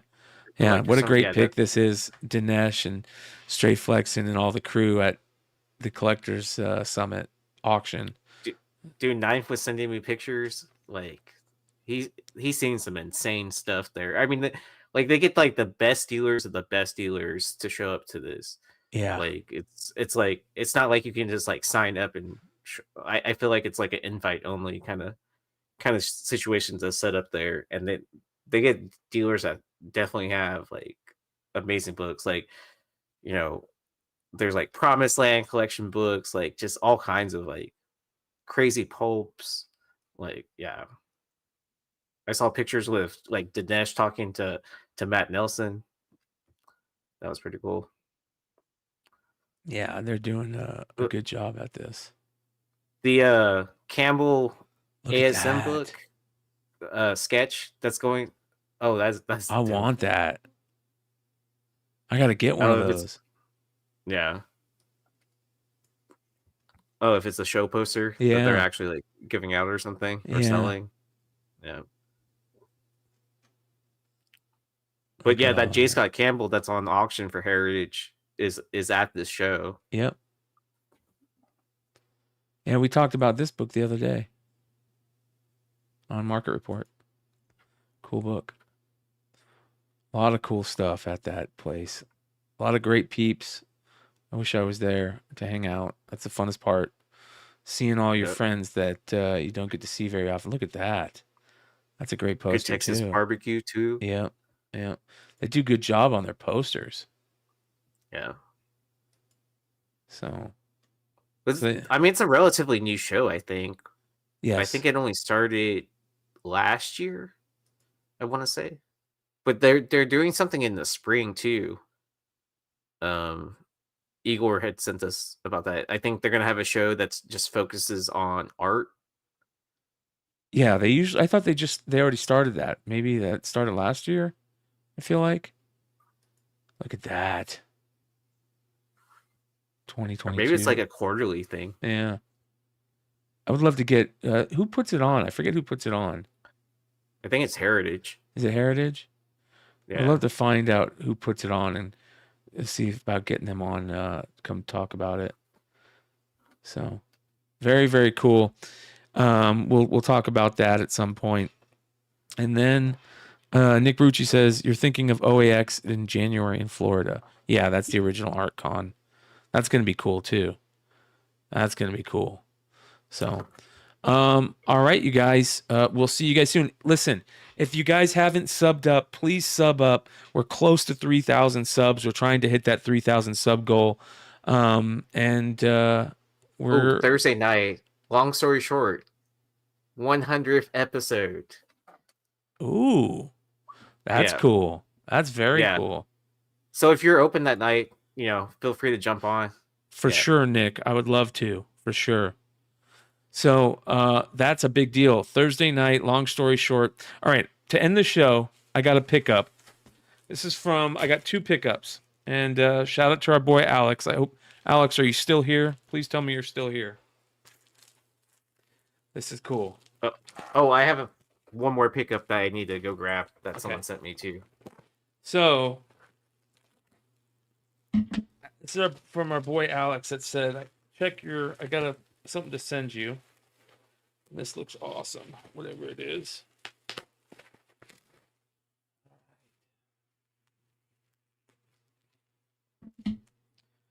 I've been very lucky with getting great AOKs in the mail as late, you guys, and I can't thank you enough for you guys that do that, and I appreciate it. Okay, this is awesome. All right, look at all these goodies. All right, we've got... Ooh, look at all these goodies. These are the type of things I freaking love.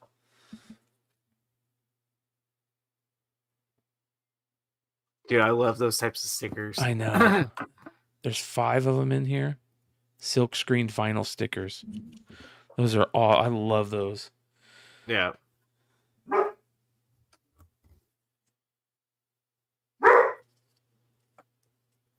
Ooh, there's a bunch of them. Oh, yeah, that reminds me. Because he sent me some of those too. Oh, that's right up my freaking alley.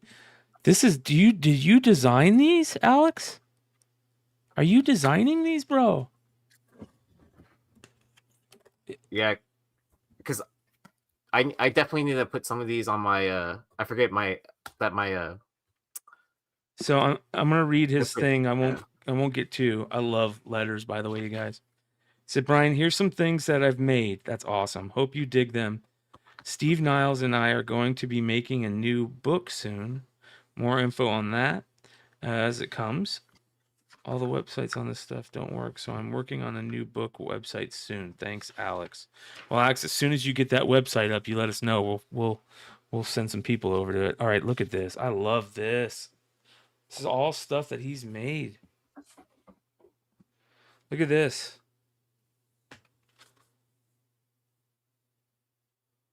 Oh, yeah, he sent me that too. I started reading that. It's actually pretty good. Steve Niles, Kelly Jones, Pulp, Cal McDonough, Detective Tales. We'll have to give one of these. He said 2 of them away, so we'll give one of these away at some point. Oh, this is awesome. Lance Henriksen, Not Bad for a Human. Nice. Lance Henriksen, famous actor. Wow, this looks awesome. I love books like this too, you guys. We pass them around, me and my dad. Alex, thank you so much, brother. This is sweet, dude. Especially because you were involved in making them. Makes them even cooler, dude. You're the best, brother. I love this stuff. Love it. Yeah, I definitely need to add some of these stickers to my base. Yes. I forgot that. Yeah. All right, next we've got some type of poster here.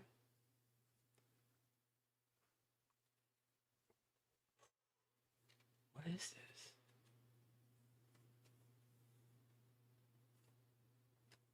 this? Who sent it? I don't know. I don't remember if I bought this or what. I don't know. Oh, sick. This is from Art by Fitz, dude. Art by that's Fitz. sick. Look at that. Dude, shout out to Art by Fitz. I am so stoked about this. This is going to get framed and get thrown up in the background. He signed it too. Oh, that's awesome, bro.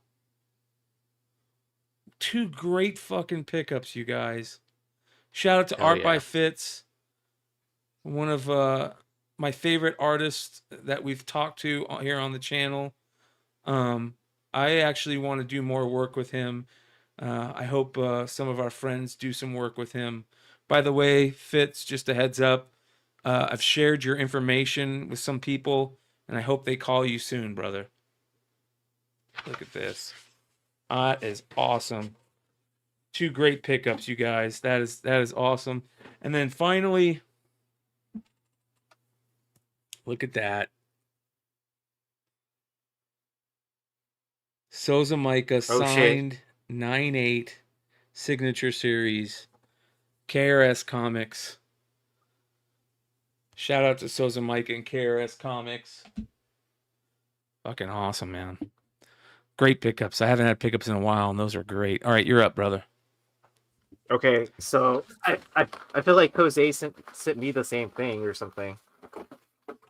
Did he hit you up with that, Souza Micah? Uh-huh. Or did Souza...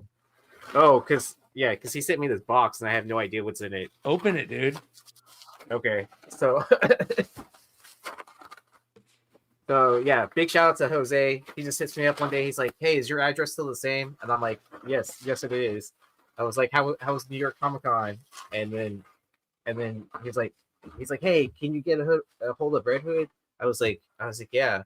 I was like, are you trying to message him? And he's like, yeah, I'm trying to message him and I can't get anything back. Oh crap. KRS Comics, man. Amazing. Yeah. Dude, it was dope talking to them and meeting them at San Diego. This blows me away, you guys. I can't my tell God, you they sent me guys. one too. I know. I can't tell you guys. That is ridiculous.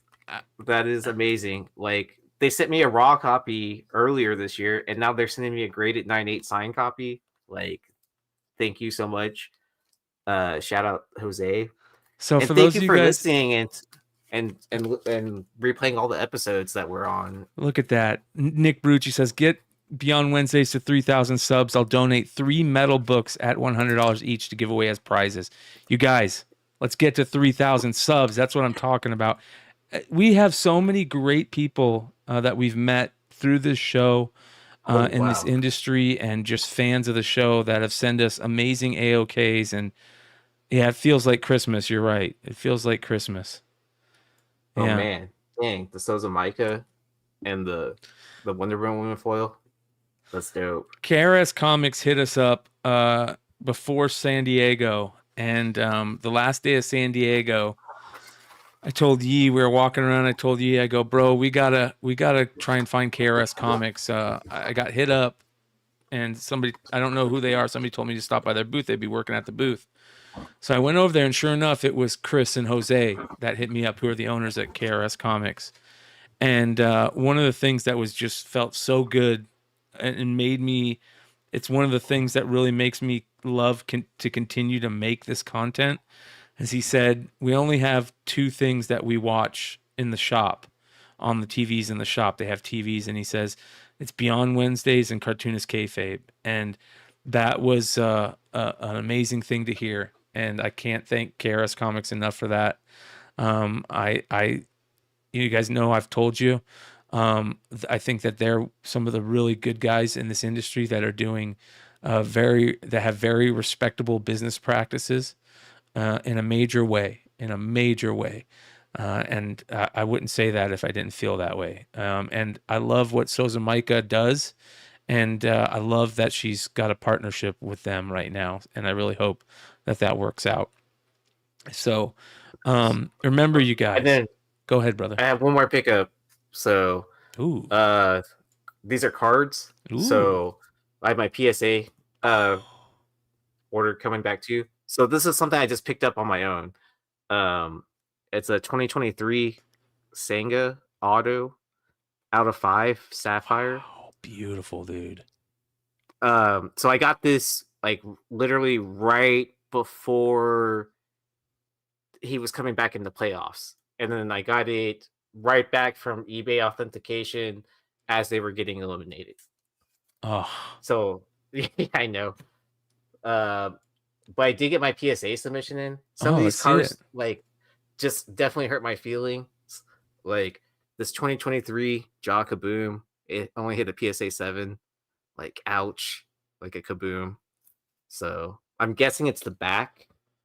The off-centering on the back and stuff like that. I don't know, dude. I would look at that. Maybe the edges or something. There's got to be something wrong with that. I would really look at that. Yeah. Yeah, I'm gonna look at it under a microscope or whatever, a little bit closer. to see if I can crack it and then, spray in Kurt's card juice or whatever. Yeah. This hit a 9, so I'm That's happy cool. with that. Yeah. Like, I'll take a 9 all day. I'm gonna save this one for last. I hit this this jaw out of 5, hit a 9. It's beautiful. I have card. now 2 out of the 5. So I'm happy with that. This one hurt my feelings too. I'll probably just give this to Nate. It's a Mark Williams National Treasures RPA. 6. It hit a 6. Ah. Yeah. Like I don't think there's anything you can do about that because it's a thick card. This one I'm really happy on. Yordan Alvarez auto hit a 10 out of 10. So beautiful card. That was pretty sick. Yep. I think I have the most like Yordan autos I know out of anybody because I have like at least 5 or 6 now. Ichiro. Beautiful. Patch auto. This hit an 8. So that's nice. It's like, yeah, I mean, it's a thicker card. Like, it's Yeah. a huge patch. Like, it's out of 10. It's a bookend. Like, I don't know if you can ask for much better. Like, I'm going to cry my sleep about this one, but it's a 1 of 1. So, like, whatever. Randy Johnson, 1 of 1. This hit a 6. There's like this corner is fucked up. Yeah. Yeah.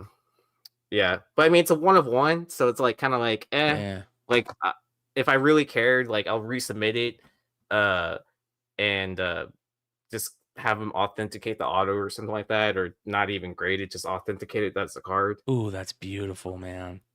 Yeah, this Jordan, hat relic, MLB logo. This is out of 5, I think. I just hate how big the cases are for those. I know this case is fucking ridiculous, but like to ship it there was fucking ridiculous as well too. Like someone sent it in like a like those hard shell plastic cases. And I just left it in that shit because I'm like, I'm not gonna find a top loader that's big enough for this. Obviously, Yeah. Like I'm not stuffing a card saver into this. Like I'll just leave it in this. This hit a 9. Ooh, not bad. Yeah, for how thick. I mean, obviously you can tell how thick this card is. This Yeah. case is like fucking ridiculous. Like I have no idea how the hell I'm gonna store this other than just like leaving it out all the time because it's just so goddamn big. But here we are. But it is a monster case. Like, but to hit a 9, I'm happy. But here's like the card I was like the most nervous about. Ellie De La Cruz auto. You can see the black lava on it. So beautiful. 2023, his true rookie year. So PSA 10. Monster. Like this is out of 10. Like I think like it doesn't matter now at this point. Like, Yeah. I hit a 10 on this. Like I was hoping for a 10 on this. I'm so stoked. I got it for super cheap for a raw. Monster. So, monster, like easy. Like I'm definitely holding back on it and like it's gonna be hard to let go, but when the time comes, I think I'll know when to sell it. That's fucking good But- shit, dude. But I'm gonna hold that. I mean, I'm sure it's probably the most valuable card now I have in my collection by far. Yeah. No Dodgers card in that submission. Yeah, I was saving my other Dodger stuff to submit in my like regular baseball submission, but I'm splitting an order with a TCG, so I'll probably wait for my next baseball submission closer to spring training. So probably January or February is when I'll probably start looking, or maybe even wait till March when they'll probably have some sort of spring training PSA, whatever. Because I mean, I'm obviously going to renew my account again for another year since they're grading comics. And if they're going to start grading comics as well, like I'm not going to have both a PSA and CGC account. Like it's just going to be one or the other. For me personally, like I'm going to give it a shot. Like if PSA comic grading becomes complete dog shit, then, obviously I'll sign up for a CGC account or submit through someone else's. Yeah. Yeah, for sure. All right, you guys. We will see you guys next week, Tuesday night. right back here for the industry show. And if you guys are not subscribed, hit that subscribe button. Big shout out to Nick Barucci, Dynamite, for making that, for saying that he would donate some books once we hit 3,000. I can't thank you enough, brother. I have some cool stuff coming from Nick, and as soon as I get that, I'll show you guys that. You guys are gonna love it. I'm gonna love it. And Nick, you're gonna have to let me know anytime you get any of those Watcher things in. I want to know. So that being said, much love, you guys. We'll see you guys soon. We're out. Peace.